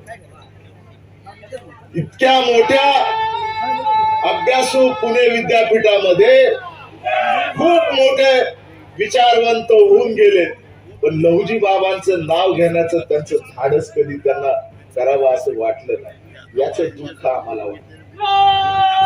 आणि म्हणून या ठिकाणी मगाशी भास्कर भाऊंनी सांगितलं की एक दगड होता, मी त्याचा साक्षीदार आहे. भाऊसाहेब सोनवणे सुद्धा आहेत. माझे आजोबा 120 वर्षाचे होऊन गेले, ते स्वतः या ठिकाणी आलेले आहेत. पुण्यामध्ये या पुणे शहरामध्ये 100-150 लोक जमा व्हायचे आणि इथं लहुजी बाबांची पूजा अर्चा करायची. आम्ही ही प्रेरणा आम्हाला उशिरा मिळाली सर. माननीय राजेंद्र शिर्के साहेब आपण स्टेजवर या. आदरणीय नेते आपण वर या, आपलं स्वागत आहे, आपण वर या स्टेजवर. आज परभणी, नांदेड, संपूर्ण महाराष्ट्रातलं लहुजी बाबांना नतमस्तक होण्यासाठी या ठिकाणी लहुजी बाबांच्या विचाराचे लोक उपस्थित राहिलेले आहेत. राष्ट्रवादी काँग्रेस पक्ष पर्वती मतदारसंघाचे अध्यक्ष अमरभाऊ नानावरे यांनाही विनंती आपण स्टेजवर. आदरणीय सर, आम्ही हा इतिहास आपल्या समोर मांडत असताना कधीही कुठल्याही आम्ही माओ ज्या वेळेला वाचला, चळवळ ज्या वेळेला वाचली, तो झंझावात घेऊन निघालो आणि मग ज्या वेळेला आम्ही चळवळीची मीमांसा शोधत राहिलो, करत राहिलो, त्यावेळेला एकच चळवळ आमच्या समोर अशी आली की जी चळवळ निस्वार्थ आणि प्रामाणिकपणाची होती, जिथे कुठे जातीवाद नव्हता. आपण पाहिलं असेल, वासुदेव बळवंत फडके, लोकमान्य टिळक हे वेगळ्या जातीचे, महात्मा फुले माळी जातीचे, राव बहादूर सदाशिवराव गोवंडे हे वेगळ्या जातीचे, अनेक अशी शेकडो क्रांतिकारकांचा एक असं संघ निर्माण करण्याचं पवित्र काम जर कुणी केलं असेल या देशामध्ये तर क्रांतिपिता लहुजी वस्तादांनी केलेलं आहे. आता ते आमच्या समाजाचे होते म्हणून आम्हाला मांडतोय असं कुणी गैरसमज करून घेऊ नये. कारण का त्याच लहुजी बाबांच्या कृपेनं आम्ही स्वतःला स्वाभिमानी आणि अभिमानी समजतो सर. ज्या लहुजी वसादांनी या देशाला स्वातंत्र्य मिळवून देण्यासाठी आपलं सर्वस्व अर्पण करून टाकलं, संपूर्ण त्याग केला, अविवाहित जीवन घालवलं आणि फक्त जगेन तर देशासाठी आणि मरेन तर देशासाठी हे एकच स्वप्न घेऊन तो जगला. आणि म्हणून या समाधीचा आणि आमच्या समाजाचा अत्यंत जवळचा संबंध आहे. तो संबंध असा आहे, महाराष्ट्रामध्ये असलेल्या मातंग समाजाला फक्त लहुजी बाबांच्या कृपेमुळं आम्हाला 150 वर्ष ब्रिटिशांची सकाळ दुपार संध्याकाळ अशी सक्तीच्या हजेरीची शिक्षा भोगावी लागली. आम्ही अजिबात त्याच्याबाबत तक्रार करणार नाही. आम्ही आम्हाला स्वाभिमानी समजू आणि या देशाचे आम्ही मूळ समजू. त्याच्या मागचं कारण असं आहे की आमचा बाप जर गेला तरी हरकत नाही, पण आमच्या बापानं आमच्यासाठी जरी नाही कमवून ठेवलं तर या देशाला स्वातंत्र्य मिळवून देण्याचं पवित्र काम केलेलं आहे. आणि मग आम्हाला लहुजी बाबांचा अभिमान वाटणं साहजिकच आहे. आजही सर मी फक्त जिवंत असेल तर लहुजी बाबांच्या कृपेनं जिवंत आहे. मी माझा इतिहास सांगणार नाही, कधीतरी सांगेन. शिवभाऊजी या बोलले स्टेजवर.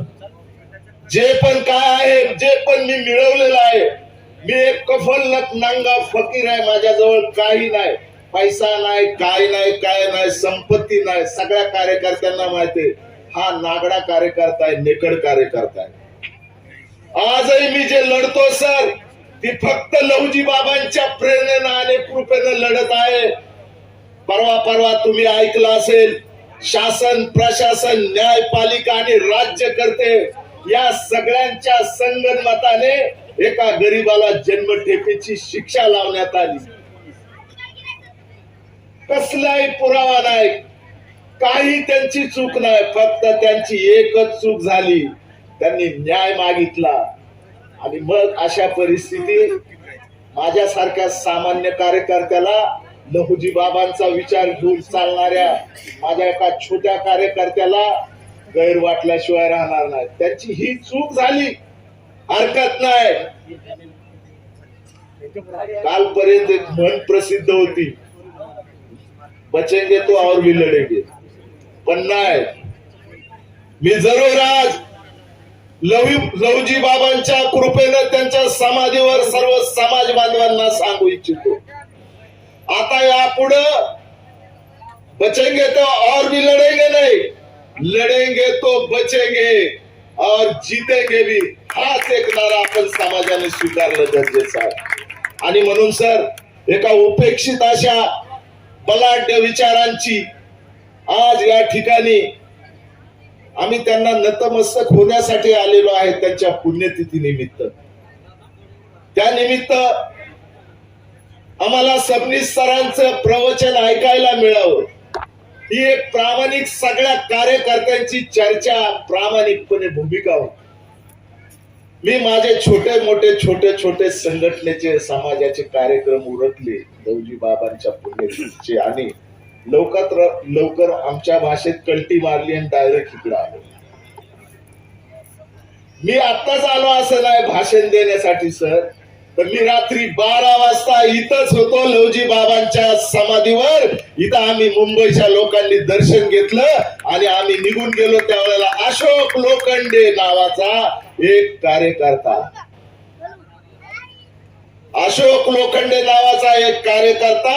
कार्यकर्त्यांचा जत्ता घेऊन हे जे तुम्हाला आज जे मंडप वगैरे हे जे दिसतं ना, हे सगळं ठीक आहे. मी अशोक लोखंडेंना फोन सुद्धा केला नाही की मी चाललोय इकडं. आम्हाला असं वाटलं अशोक लोखंडे काय वाय करतोय ते गपचीप जाऊन बघावं, म्हणून आम्ही आलो. तर इथं सगळं सजलं धजलं होतं, उद्याची आजची तयारी होती. रात्री पाहिलं अशोक लोखंडे उपाशी तापाशी कार्यकर्त्यांच्या सोबत काम करताना हा मी पाहिलेला आहे. मग मला त्याच्यावर अभिमान वाटल्याशिवाय काय. महाराष्ट्रातल्या प्रत्येकाला अभिमान वाटला पाहिजे. जो जो लवजी बाबांचं नाव घेईल त्याच्याबद्दल आदर असलाच पाहिजे. जो जो लवजी बाबांच्या विचाराचा वारसा घेऊन जगेल त्याच्याबद्दल आदर असलाच पाहिजे. आणि जो जो शेवटच्या क्षणी सुद्धा, मी आज बाकीच्या नेत्यांसारखी डायलॉग बाजी किंवा पिक्चर मधल्या हिरो सारखं सांगून तर जाणार नाही, पण मरताना सुद्धा जाधव साहेब तुम्ही लवजींचे वंशज आहात. मरताना सुद्धा फक्त एकच सांगेल, फक्त मला लवजी बाबांच्या चरणाची धूळ माझ्या माथ्याला लावा. त्याच्या इतकं मोठं भाग्य मला असणार. इतका मोठा प्रपंच आदरणीय सबनीस सर माझ्या लवजी बाबांना एवढा निर्माण केला, पण या समाज व्यवस्थेनं, हरामखोर व्यवस्थेनं, विचारवंत व्यवस्थेनं जे स्वतःला जगाचे पालनहार समजतात, खूप मोठे विचारवंत समजतात, त्यांना आमच्या समोर तर काडीची अक्कल नाही आज असं वाटतंय. कारण लहुजी बाबांचा प्रपंच पाहिल्यानंतर आम्हाला असं वाटतंय की आमचं भाग्य हे आहे की आम्ही लहुजी बाबांच्या पुढात जन्मलो. आणि लहुजी बाबांनी हे स्वराज्याचं रूपांतर, छत्रपती शिवाजी महाराजांच्या स्वराज्याचं रूपांतर स्वातंत्र्यामध्ये करण्याचं जर पवित्र काम कुणी केलं असेल तर ते फक्त क्रांतीपिता लहुजी वस्तादांनीच केलेलं आहे. असं या ठिकाणी मी आज या ठिकाणी आपणासमोर प्रामाणिकपणे मांडण्याचा प्रयत्न करतो. सर, माझं जास्त भाषण झालं असेल आदरणीय, मी सगळ्या माझ्या नेत्यांची माफी मागतो, मोहिते पाटलांची पण माफी मागतो. कारण मोहिते पाटील हे मागाचे मोहिते पाटील आहे, पण हित समाधीवर रात्री बेरात्री बसायचं ते प्रामाणिकपणे काम करतात. आणि माझ्या आयुष्यातले काही क्षण जिथं पडकी समाधी होती त्या समाधीमध्ये माझ्या गुन्हेगारीच्या क्षेत्रातला काळ माझा इथं गेला आणि त्याचा साक्षीदार जिवंत मी आहे. उत्तम बंडू तुपे ज्येष्ठ साहित्यिक गेलेले आहेत, ते माझे सहकार्य. धन्यवाद. जय लवजी. किंवा भाजप नदी या दोन्हीतलं पाणी आपल्या या स्मारकाकडे कसं येईल असाच प्रयत्न मी अशोक लोगोने म्हणून केला आहे. कारण पाणी आपल्या शेतात आलं पाहिजे आणि आपल्या शेतात पीक उगवलं पाहिजे, ह्याच भावनेतून शुद्ध भावनेतून आम्ही काम करतोय. यानंतर आपल्याला अनेक त्यांना ठिकाणी व्याख्यान असतात, असे अनमोल विचारवंत आपल्याला मिळाले, त्याचा आपण सर्व शांतपणे लाभ घ्या अशी विनंती करतो. राजकीय क्रांती, सामाजिक क्रांती,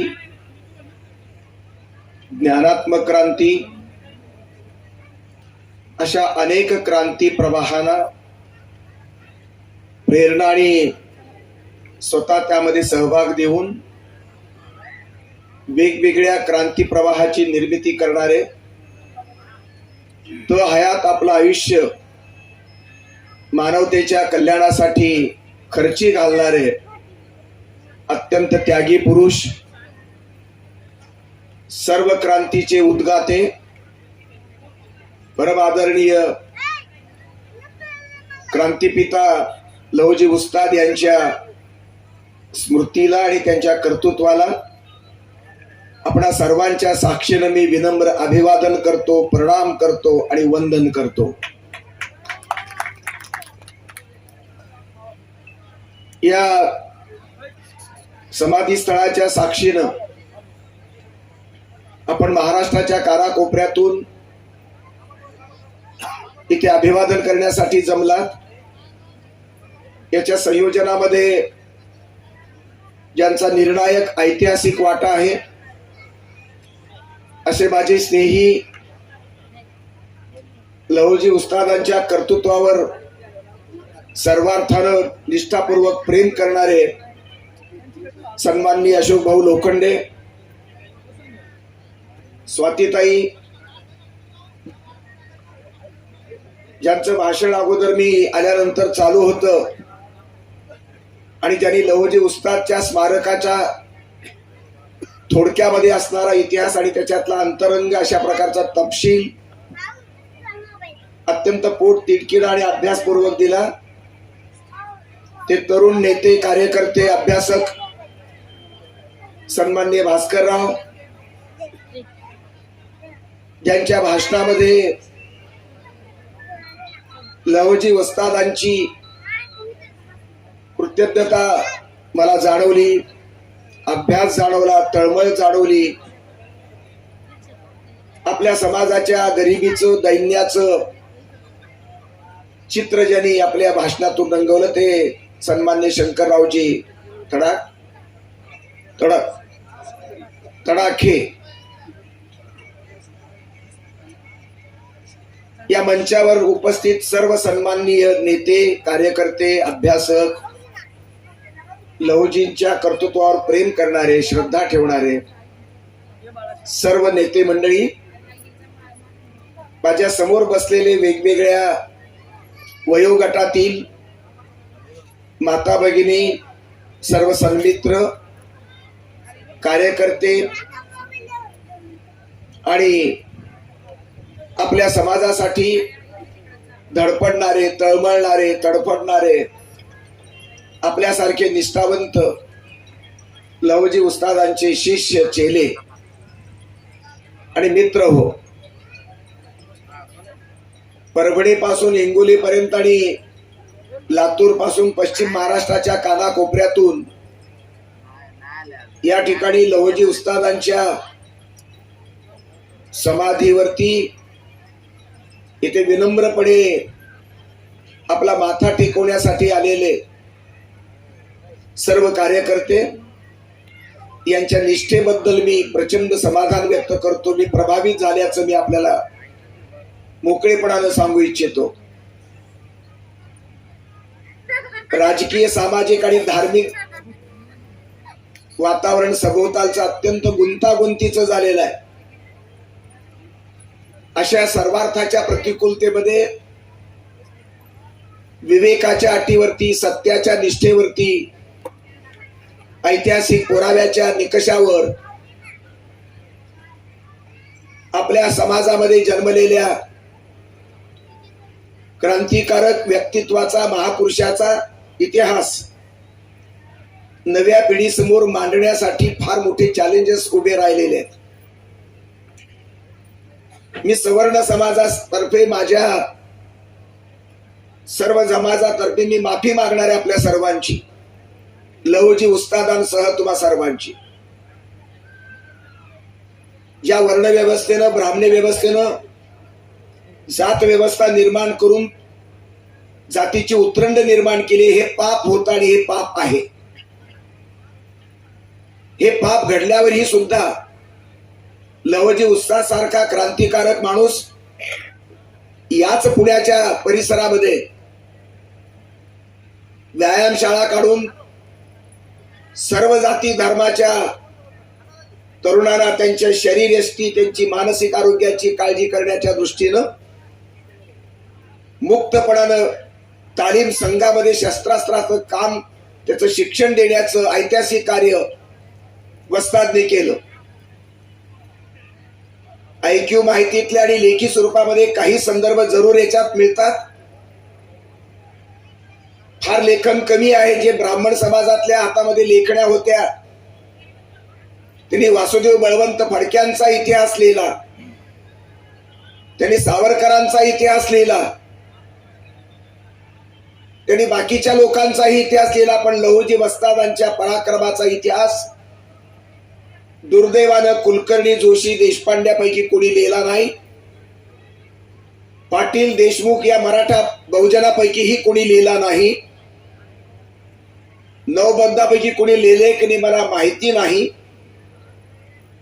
परंतु मातंग समाज जन्मलेले काही डॉक्टर, काही अनुभवी कार्यकर्ते, निष्ठावंत जुनी माणसं यांनी मात्र निश्चितपणानं लहुजी उस्तादांच्या एकूण क्रांतिकारक कार्यासंबंधी बऱ्यापैकी पुस्तकांचं लेखन केलं. पण ते पुरेसं मला वाटत नाही. नव्या पिढीला समजून घेण्यासाठी, उस्तादांचं क्रांतिकार्य अभ्यासण्यासाठी, प्रेरणा देण्यासाठी लिहिणारे सर्व लेखक अभिनंदनाला पात्र आहेत. मी जाहीरपणानं या सर्व लेखकाच्या लेखणीला तुमच्या साक्षीनं मी सलाम करतो, मी मुजरा करतो. याचं कारण त्याच लेखकांच्या पुस्तकांचं वाचन करून आणि तुलनात्मक पद्धतीनं दुसऱ्या ठिकाणी जे संदर्भ आहेत, जे बाळ भारसकरांचं महात्मा फुल्यावरची कादंबरी असेल, धनंजय केरांचं चरित्र लेखन असेल, वेगवेगळ्या काही योगेश नावाच्या शाहिराचा पोवाडा असेल, असे जे वेगवेगळ्या संदर्भातले जे काही लहुजी उस्तादांच्या कामगिरीचे संदर्भ मिळाले, त्यातून माझ्या मनामध्ये, माझ्या काळजामध्ये आणि माझ्या मेंदूमध्ये लहुजी वस्तादांनी एक अत्यंत सुंदर अशा प्रकारचं घर केलं.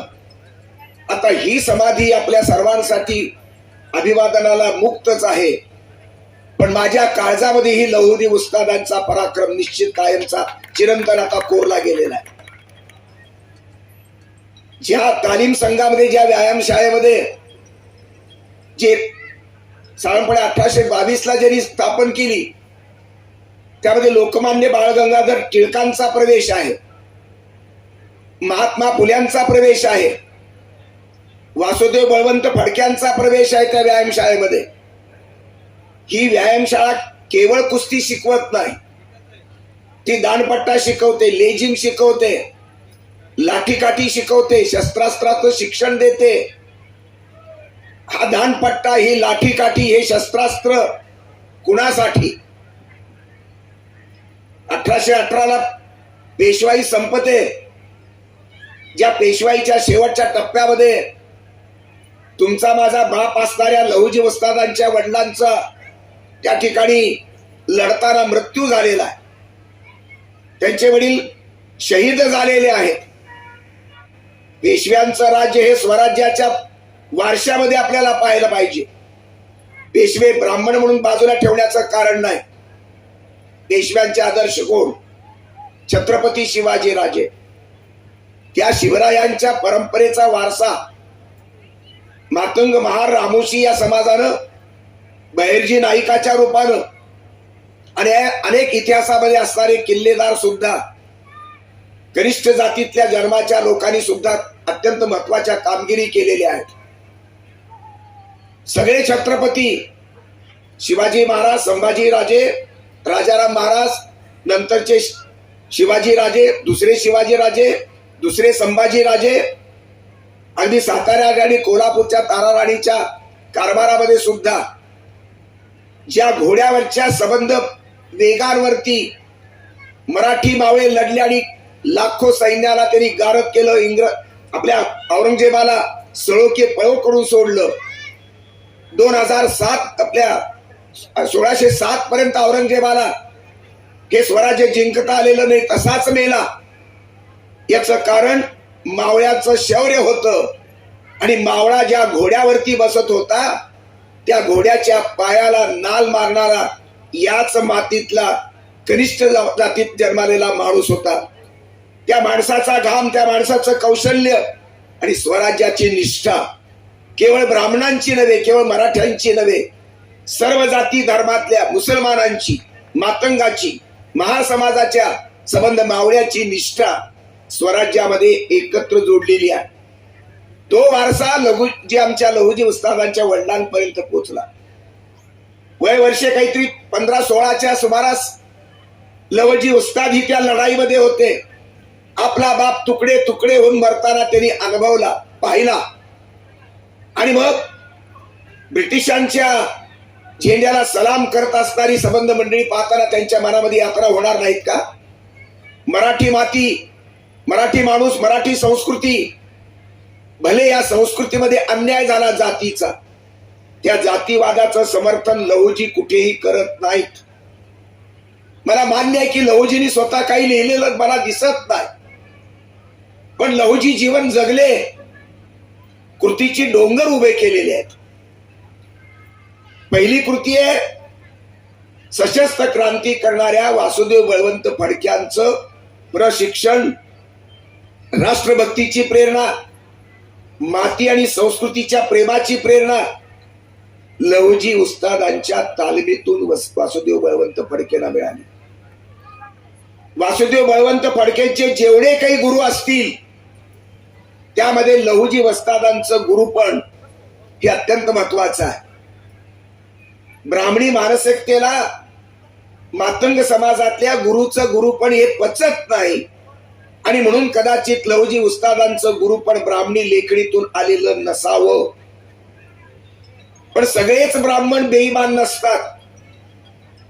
काहींनी नंतर बोलण्यामधून, वागण्यामधून आणि लिहिण्यामधून सुद्धा सांगण्यातून लहुजी उस्तादांचा पराक्रम पुढे आणलेला आहे. भारतीय स्वातंत्र्याच्या संदर्भातली सशस्त्र क्रांतीची चळवळ, ज्यामध्ये शहीद भगतसिंगांचा योगदान आहे, सुभाषचंद्र बोसचं योगदान आहे आणि उमाजी नाईकांचं योगदान आहे. यापैकी उमाजी नाईक, वासुदेव बळवंत फडके या सशस्त्र क्रांतिकारकांच्या प्रशिक्षणाच्या संदर्भामध्ये एक वडीलधारी प्रेरक म्हणून प्रेरणा मिळण्यासाठी जात व्यवस्था आडवी येत नसते.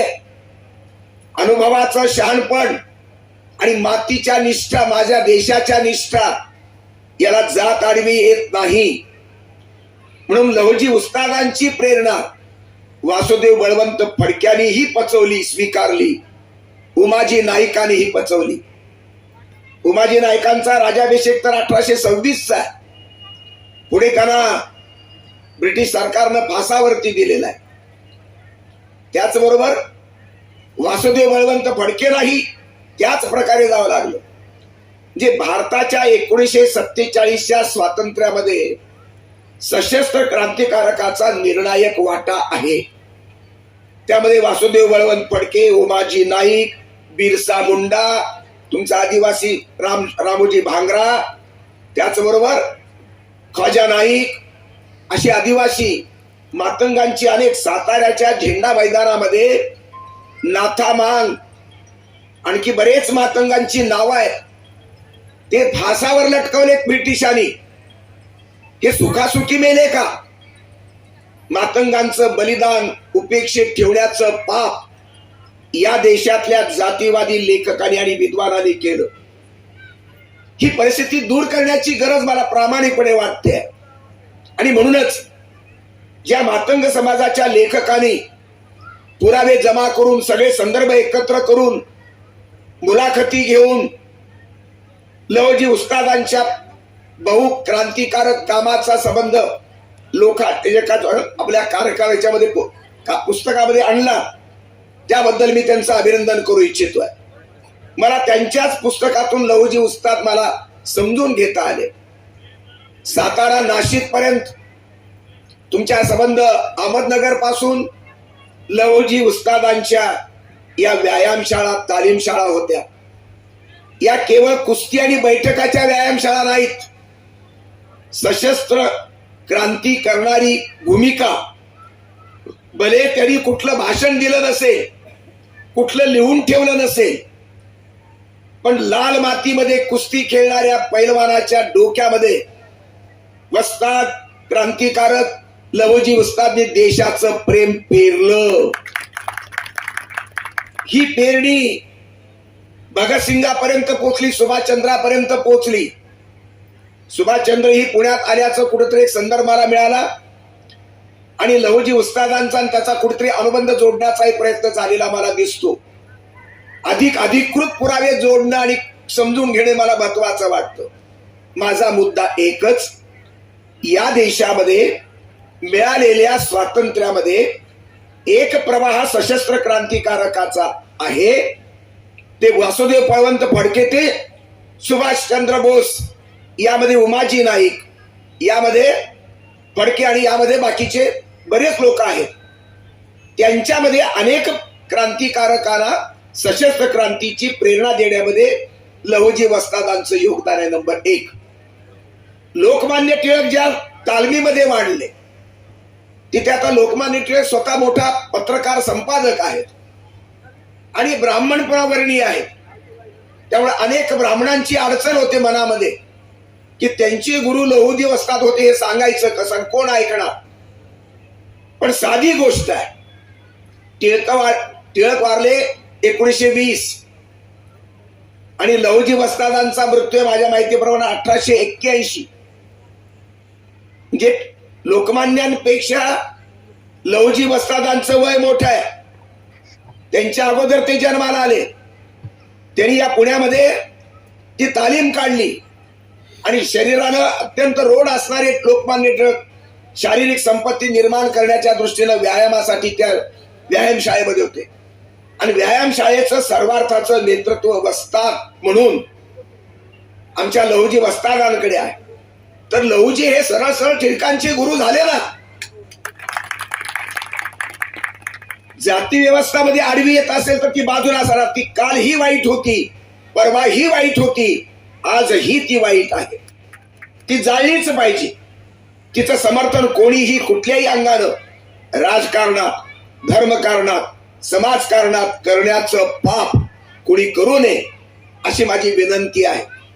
मग तो ब्राह्मणाचा ब्राह्मण जातीवाद असेल, मराठ्यांचा मराठा जातीवाद असेल, ओबीसी कोळ्या माळ्याचा त्यांच्या जातीचा वाद असेल, किंवा बौद्धांचा जातीवाद असेल, किंवा मातंगांचा जातीवाद असेल, हे सर्व जातीवाद ब्राह्मण्यग्रस्तता जोपासणारे जातीवाद आहेत.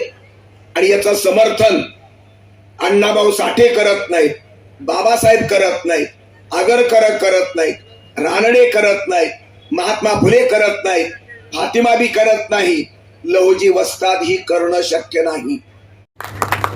14 वर्षाची मुलगी तिनं निबंध लिहिलाय आणि मातंग जातीला ज्या भोगाव्या लागणाऱ्या जातीच्या ज्या यातना आहेत ते या चिमुरड्या मुलीनं महात्मा फुल्यांच्या शाळेतल्या वहीवरती तो निबंध लिहिलेला आहे. बाबासाहेब आंबेडकर हे बॅरिस्टर आहेत, मला अत्यंत वंदनीय आहेत, पण या संदर्भातलं मुक्ता साळवेचं योगदान, ही 14 वर्षाची मुलगी असेल तर तिला प्रेरणा कोणाची? तिला प्रेरणा घरातल्या कुटुंबातल्या लहुजी बाबाची प्रेरणा आहे. आणि म्हणून ज्या दलित साहित्याच्या नांदीमध्ये मुक्ता साळवेचा निबंध जर असेल आणि तो इतिहास आहे, इतिहासाचा अविभाज्य भाग असेल, तर मुक्ता साळवेची प्रेरणा असणारे लहुजी उस्ताद हे दलित चळवळ, दलित सांस्कृतिकता आणि माणूस मुक्ती आणि दलित मुक्तीच्या चळवळीचं नांदीतलं आद्य प्रवर्तक म्हणून लहुजी वस्तादांना वंदन करणं तुमचंही कर्तव्य, माझंही कर्तव्य आहे. लहुजी वस्तादांनी टिळकांना स्वातंत्र्याच्या संदर्भातली प्रेरणा दिली आणि त्यांनी ती डेव्हलप केली आणि टिळकांनी नंतर सरकारचं डोकं ठिकाणावर आहे काय अशा प्रकारची पत्रकारिता करून तुरुंगात गेलेले टिळक आहेत. एकूण स्वातंत्र्याच्या चळवळीमध्ये गांधी पर्व जसं महत्वाचं आहे, गांधी पर्वाच्या पाठीमागचं पहिलं पर्व टिळकांचं आहे आणि या टिळक पर्वाचं नांदीचं काम, थांबा, टिळक पर्वाच्या नांदीमध्ये लहुजी वस्तादांचं काम आहे. म्हणजे एकीकडे सशस्त्र क्रांतिकारकाचा प्रवाह, दुसरीकडे टिळक म्हणाले 50% जर मला खात्री असेल तर सशस्त्र क्रांती मी पण करेन, अशा प्रकारची भूमिका टिळकांची आहे.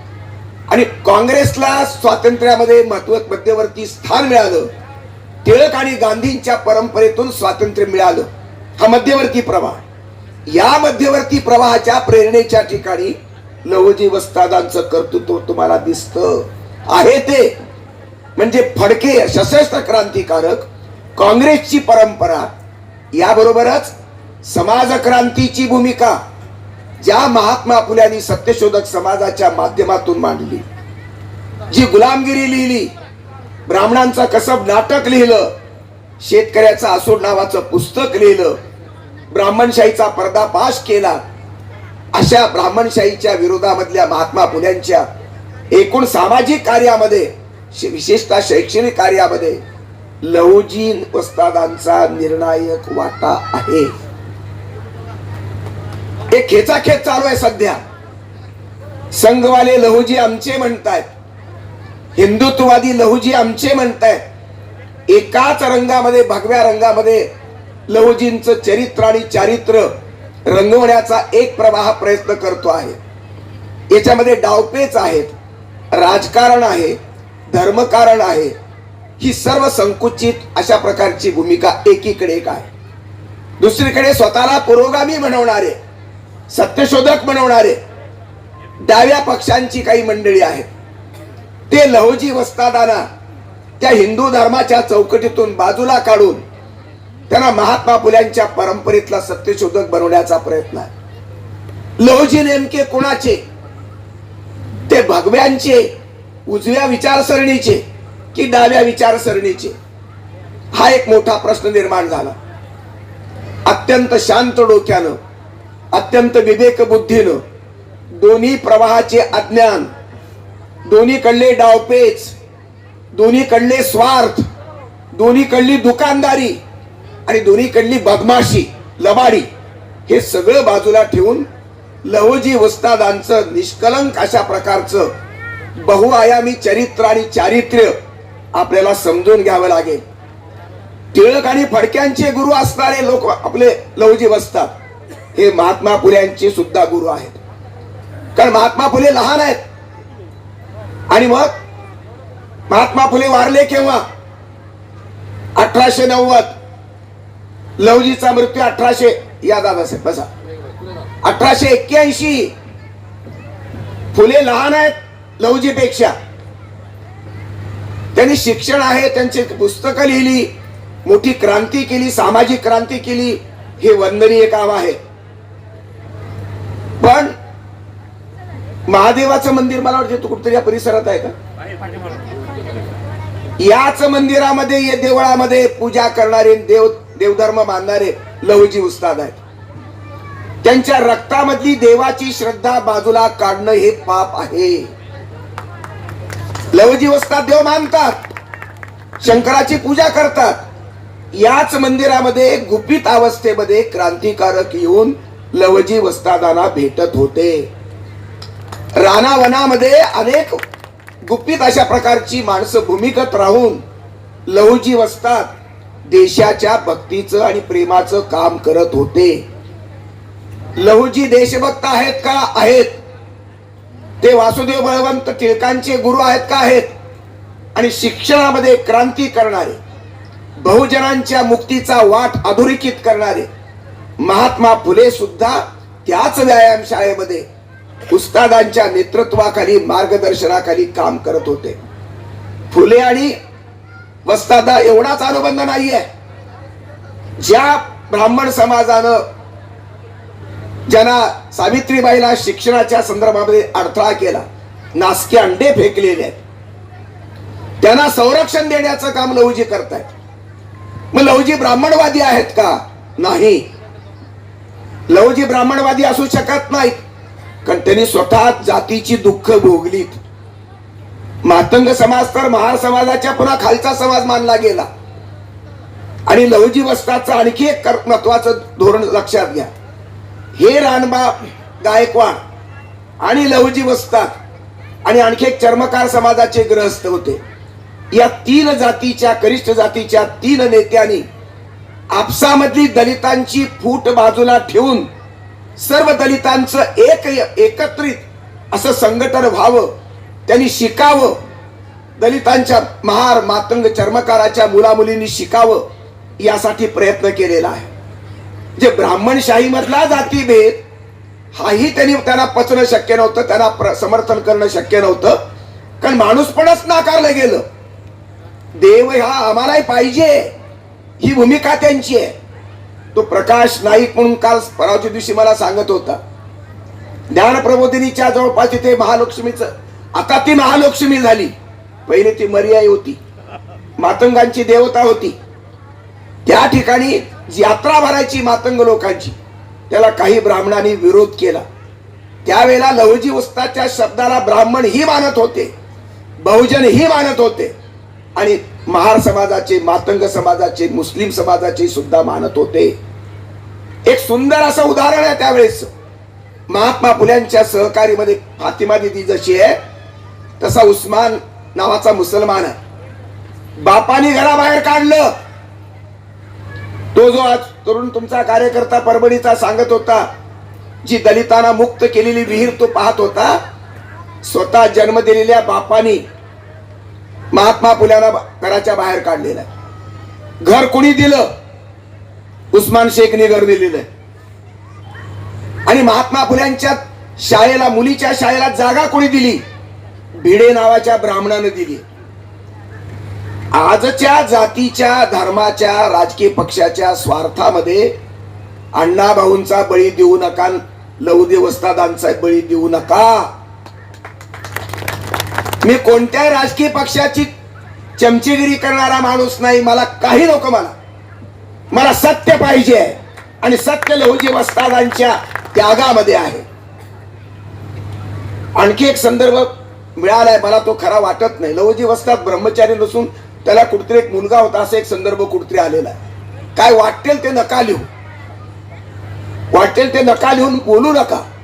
त्याच्यामुळं चारित्र्याची गडबड होऊन जाते. हा एवढा प्रगल्भ माणूस आहे. जुनी माणसं, मला सांगा, मी विचारतोय प्रश्न आपल्याला, तुकाराम कोणत्या शाळेत गेले? अलीकडली बहिणाबाई कोणत्या कॉलेजमध्ये गेली? मारे संसार संसारासारखी सुंदर शहाणपणाची कविता, ते घरट्याची कविता, स्त्रीचं मन, शेतकऱ्यांच्या वेदना, बाई जातीच्या वेदना, या बहिणाबाईनं आपल्या कवितेत कशा मांडल्या? कविता शिक्षण देण्याची गोष्ट आहे का? कोणता प्राध्यापक कवितेचं शिक्षण देतो? कवी एखादा मोठा झाला? ज्ञानेश्वर कोणत्या शाळेमध्ये गेला? ब्राह्मण जातीत जन्मलेल्या ब्राह्मणाला ब्राह्मणाने त्याची मुंज नाकारली. हे आपसातले संघर्ष पहा. दुसरा एक संदर्भ लहुजीच्या संदर्भातला आहे. लहुजी उस्तादने जसं सावित्रीबाईला संरक्षण दिलं, तसं नाभिकांच्या संपामध्ये जसं महात्मा फुल्यांनी पुढाकार घेतला आणि विधवा बायकांचं ते काय केस कपन करण्याची जी काही पद्धत होती ती बंद पाडली. त्यामध्ये न्हावी लोकांना समजावण्यामध्ये महात्मा फुले जसे होते तसे महात्मा फुल्यांच्या बलदंड अशा प्रकारच्या शक्तिशाली भूमिकेच्या सहकार्यामध्ये लहुजी वस्ताद होते. सावित्रीबाईंना वय लहान असल्यावर लेख मानणं स्वाभाविक आहे. असा आदर्श अशा प्रकारचा चारित्र्याची संगोपन करणारा, नीतिमत्तेची चाड असणारा लहुजी वस्ताद सारखा वयस्क माणूस, ब्रह्मचारी माणूस सावित्रीला लेख मानणं शक्य आहे, त्यामध्ये शंका घेण्याचं कारण मला वाटत नाही. त्या लेखीवरती काही बहुजन आणि काही ब्राह्मण जातीवादाच्या आहारी जाऊन जर शेण फेकत असतील तर त्याला प्रतिबंध करण्यासाठी आपल्या पैलवानाच्या संबंध त्या आखाड्यातील काही बल्ल देणं आणि स्वतःही काही वेळेला संरक्षणासाठी लहुजी वस्ताद जाणं त्या संबंध शाळेपर्यंत हे शक्य आहे. ब्राह्मणी व्यवस्था एवढी कडक होती, एवढी नालायकपणाचा कळस करत होती की रानबा गायकवाड आणि लहुजी वस्तादांना सुद्धा सदाशिव पेठेतल्या आजच्या दगडूशेठच्या समोरच्या भिडेवाड्यामध्ये पोत्यामध्ये घालून महार मातंगांच्या मुलीला शिक्षण घेण्यासाठी लपवून घेऊन जायचं होतं.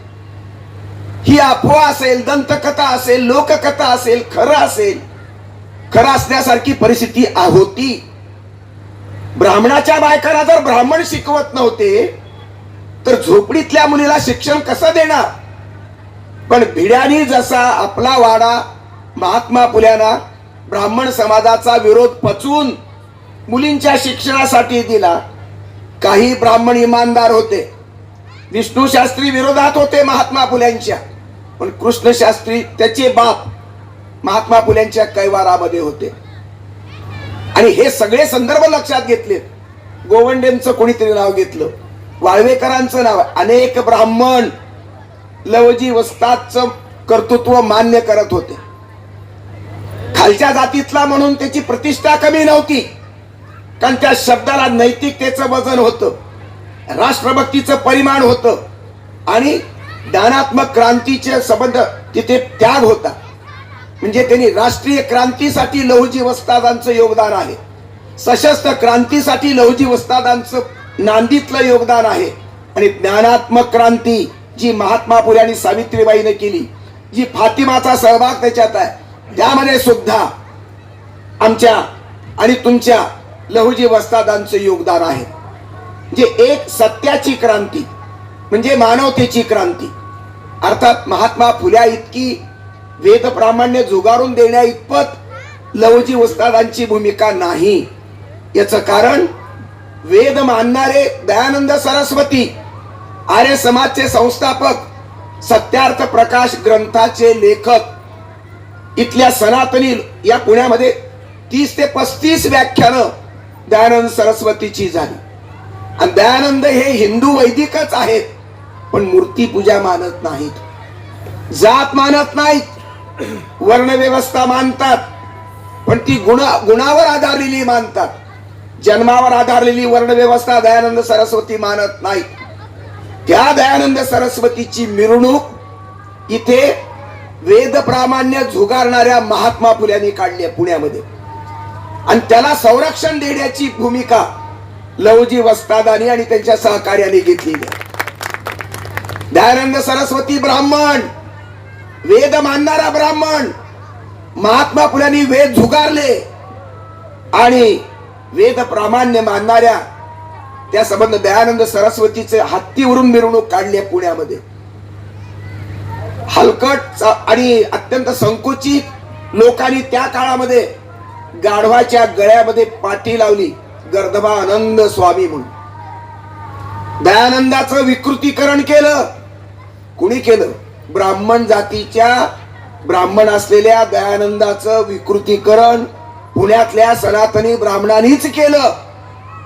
गाढवावरची पाटी लावली आणि गर्दभानंद म्हणून दयानंद सरस्वतीची विटंबना केली ब्राह्मणांनी. जसं आगरकर विरुद्ध ब्राह्मण, आगरकरी ब्राह्मण आणि ब्राह्मण ही ब्राह्मण.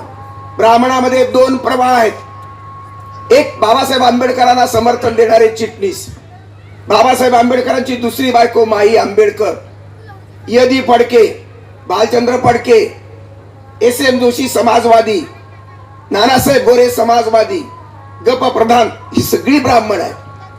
पण हे सनातनी ब्राह्मणाच्या विरुद्ध आहेत. RSS मध्ये सुद्धा दीनदयाळ उपाध्याय नावाचा एक माणूस होता. हा ब्राह्मण माणूस आहे. हा जात पात मारायला तयार नाही. देवरस नावाचे एक ब्राह्मण ग्रस्त होते, संघाचे प्रमुख.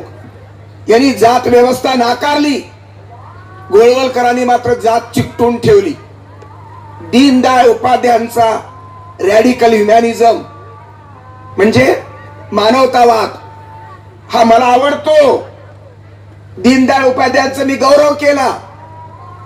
अण्णाभाऊ साठेंच्या प्रेमात मी पडलो. मी पुस्तक लिहिलंच फकीराच्या संदर्भात.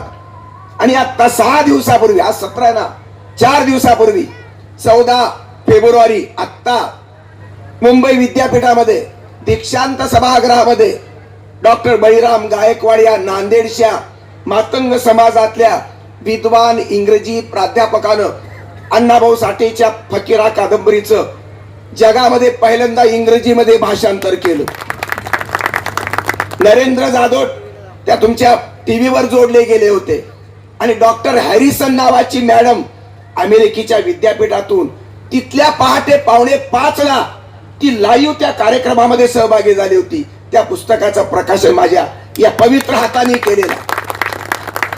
विनंती आहे, लहुजींना हिंदुत्ववादी करून अण्णाभाऊंना मार्क्सवादी करून दोघांमध्ये हेणगा पेटवण्याचं पाप निदान तुम्ही तरी करू नये. बाकीचे लोक करायला उठलेले आहेत.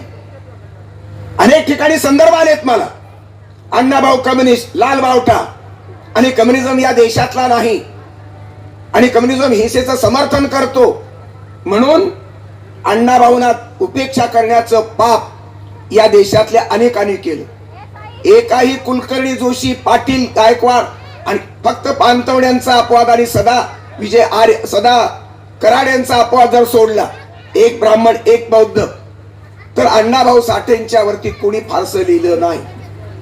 पण लहुजी वस्ताद, जसं वासुदेव बळवंत फडके, जसे लोकमान्य टिळक, जसे महात्मा फुले, या सगळ्यांचे गुरु आहेत.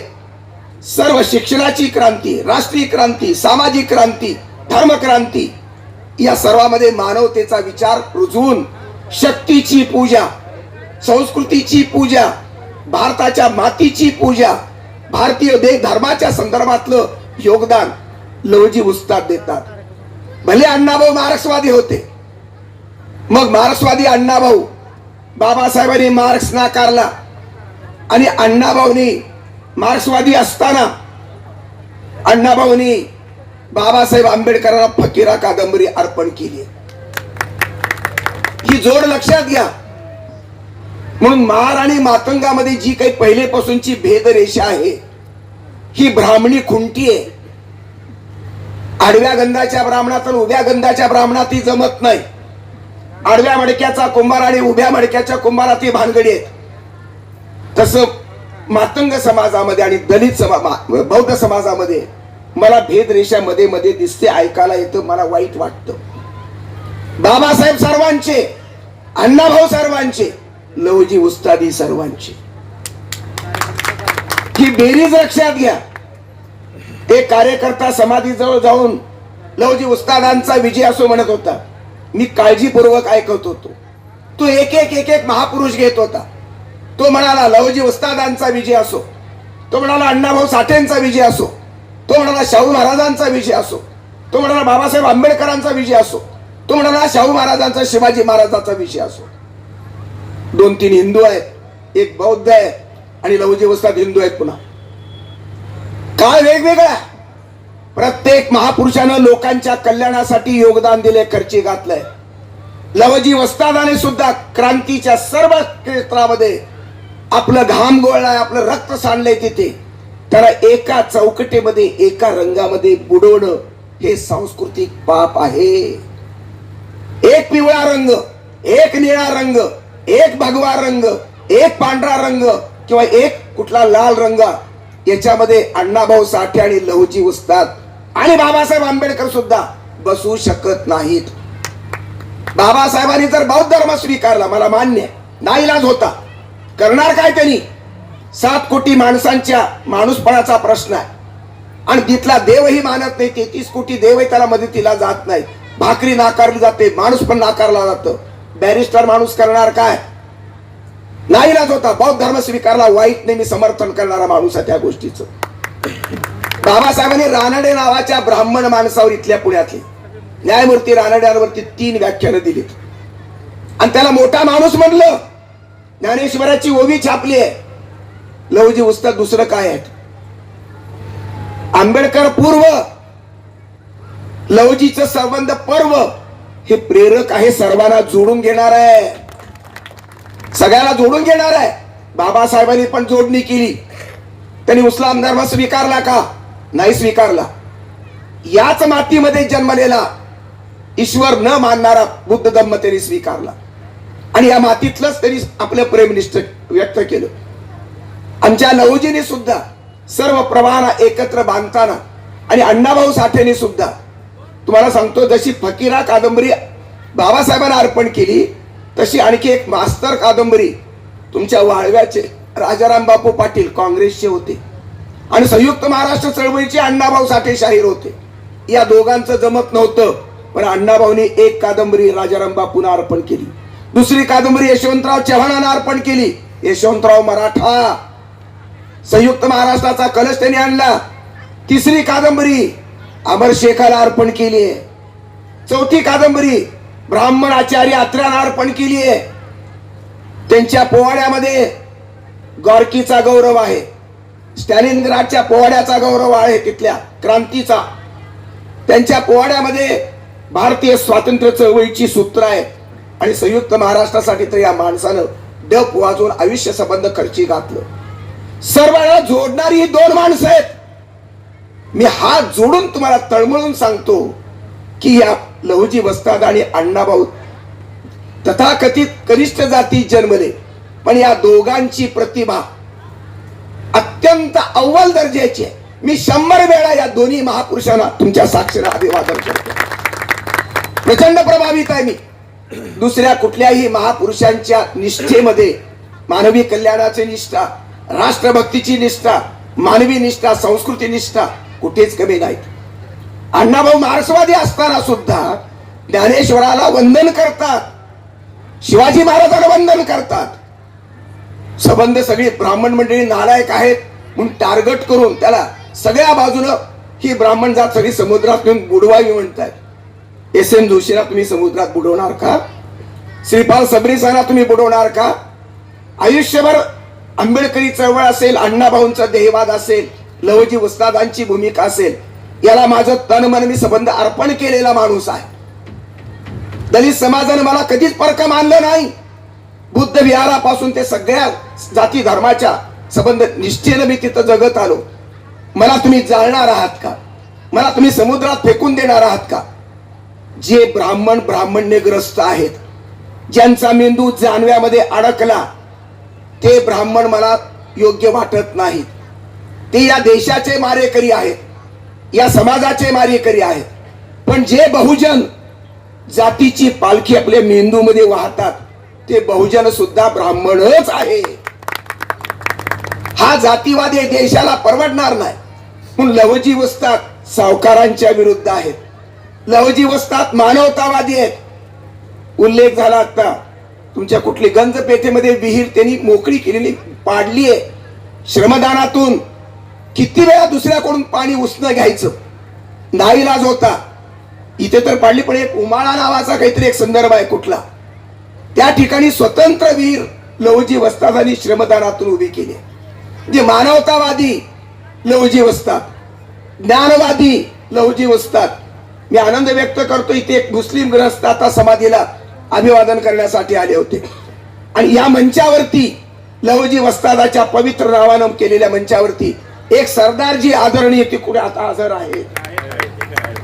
ही माझ्या दृष्टीने अत्यंत महत्वाची बाब आहे. लवजी बाबाची ही पुण्याई आहे. अशोकरावांचं कौतुक करायला माझ्याकडे खरंच शब्द नाही.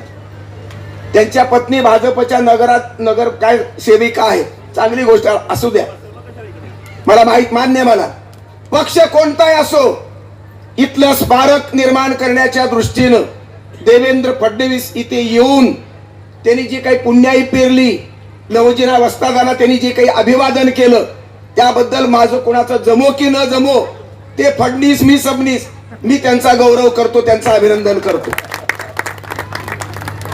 अजित पवार 45 अनेक घोटाळे सगळे एकमेकावर आता ते चिखलफेक चालली आहे, त्याच्यात मला जायचं, मी राजकारणी नाहीये. अजित पवारांनी सत्य, मी आता नाव घेतलं तर माझी बायको मला मांडील अशी हे करले, बोलू नका म्हणलेले. अजित पवारांनी 87 कोटी रुपये जर या स्मारकाला दिले, अजित पवार दादा तुमचं खास अभिनंदन. माझ्या बापाचं बिघडत नाही, माझा बाप इथे आहे. या नुसते पैसे देऊन बसू नका. पवार साहेब तुमची जरा पाय धूळ झाडा आणि इथे वंदन करा, पुण्याईनं तुमचं भलं होईल. पक्ष गेले खड्ड्यात, माझं देणं घेणं नाही. धर्म बाजूला ठेवा, पक्ष बाजूला ठेवा. लहुजीच्या पराक्रमाला कोणता जात आहे मला समजावून सांगा. लहुजीच्या पराक्रमाचा धर्म कोणता आणि जात कोणती? सत्याची आहे, मानवतेची आहे. लहुजीने जे शिक्षणासाठी काम केलं, त्या ज्ञानाची जात कोणती आहे? म्हणून लहुजी वस्तादांना कुठल्याही विद्वानानं एका जातीच्या, एका धर्माच्या, एका पक्षाच्या, एका विचारसरणीच्या छोट्या त्या आडामध्ये किंवा त्या वर्तुळामध्ये बंद करू नये, हे पाप होणार आहे. लहुजी सर्वांचे, अण्णाभाऊ सर्वांचे, शिवाजी महाराज जसे सर्वांचे. त्यांच्याकडे हैदर होता, नूरबेग होता, हिजदी हिलाल होता, मुसलमान होते. त्यांच्याकडे चिटणीस होते, त्यांच्याकडे अण्णाजी दत्ता होता, पिंगळे होते. ब्राह्मण 8 पैकी 7 प्रधान शिवाजीचे प्रधान आहेत.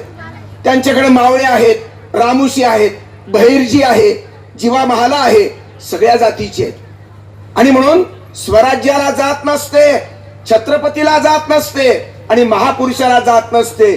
लहुजी वस्तात महापुरुषाचे बाप आहेत, महापुरुष आहेत, त्यांना जात आणि धर्म नाहीये. म्हणून लहुजी वस्तादांच्या या सर्व जातीतल्या, सर्व धर्मातल्या लोकांना कवेत घेणाऱ्या, पोटात घेणाऱ्या, स्त्रीचा सन्मान करणारा, ज्ञानाचा सन्मान करणारा, पराक्रमाची पेरणी करणारा, शक्तीची पूजा करणारा, राष्ट्रभक्तीची पेरणी करणारा, असा हा एकही शब्द न लिहिणारा, प्रकृतीचे डोंगर सगळ्यांसाठी आदर्श म्हणून प्रेरक उभे करणाऱ्या डोंगरा एवढ्या तुमच्या माझ्या बापाला मी अभिवादन करतो, माझं भाषण संपवतो. जय लहुजी.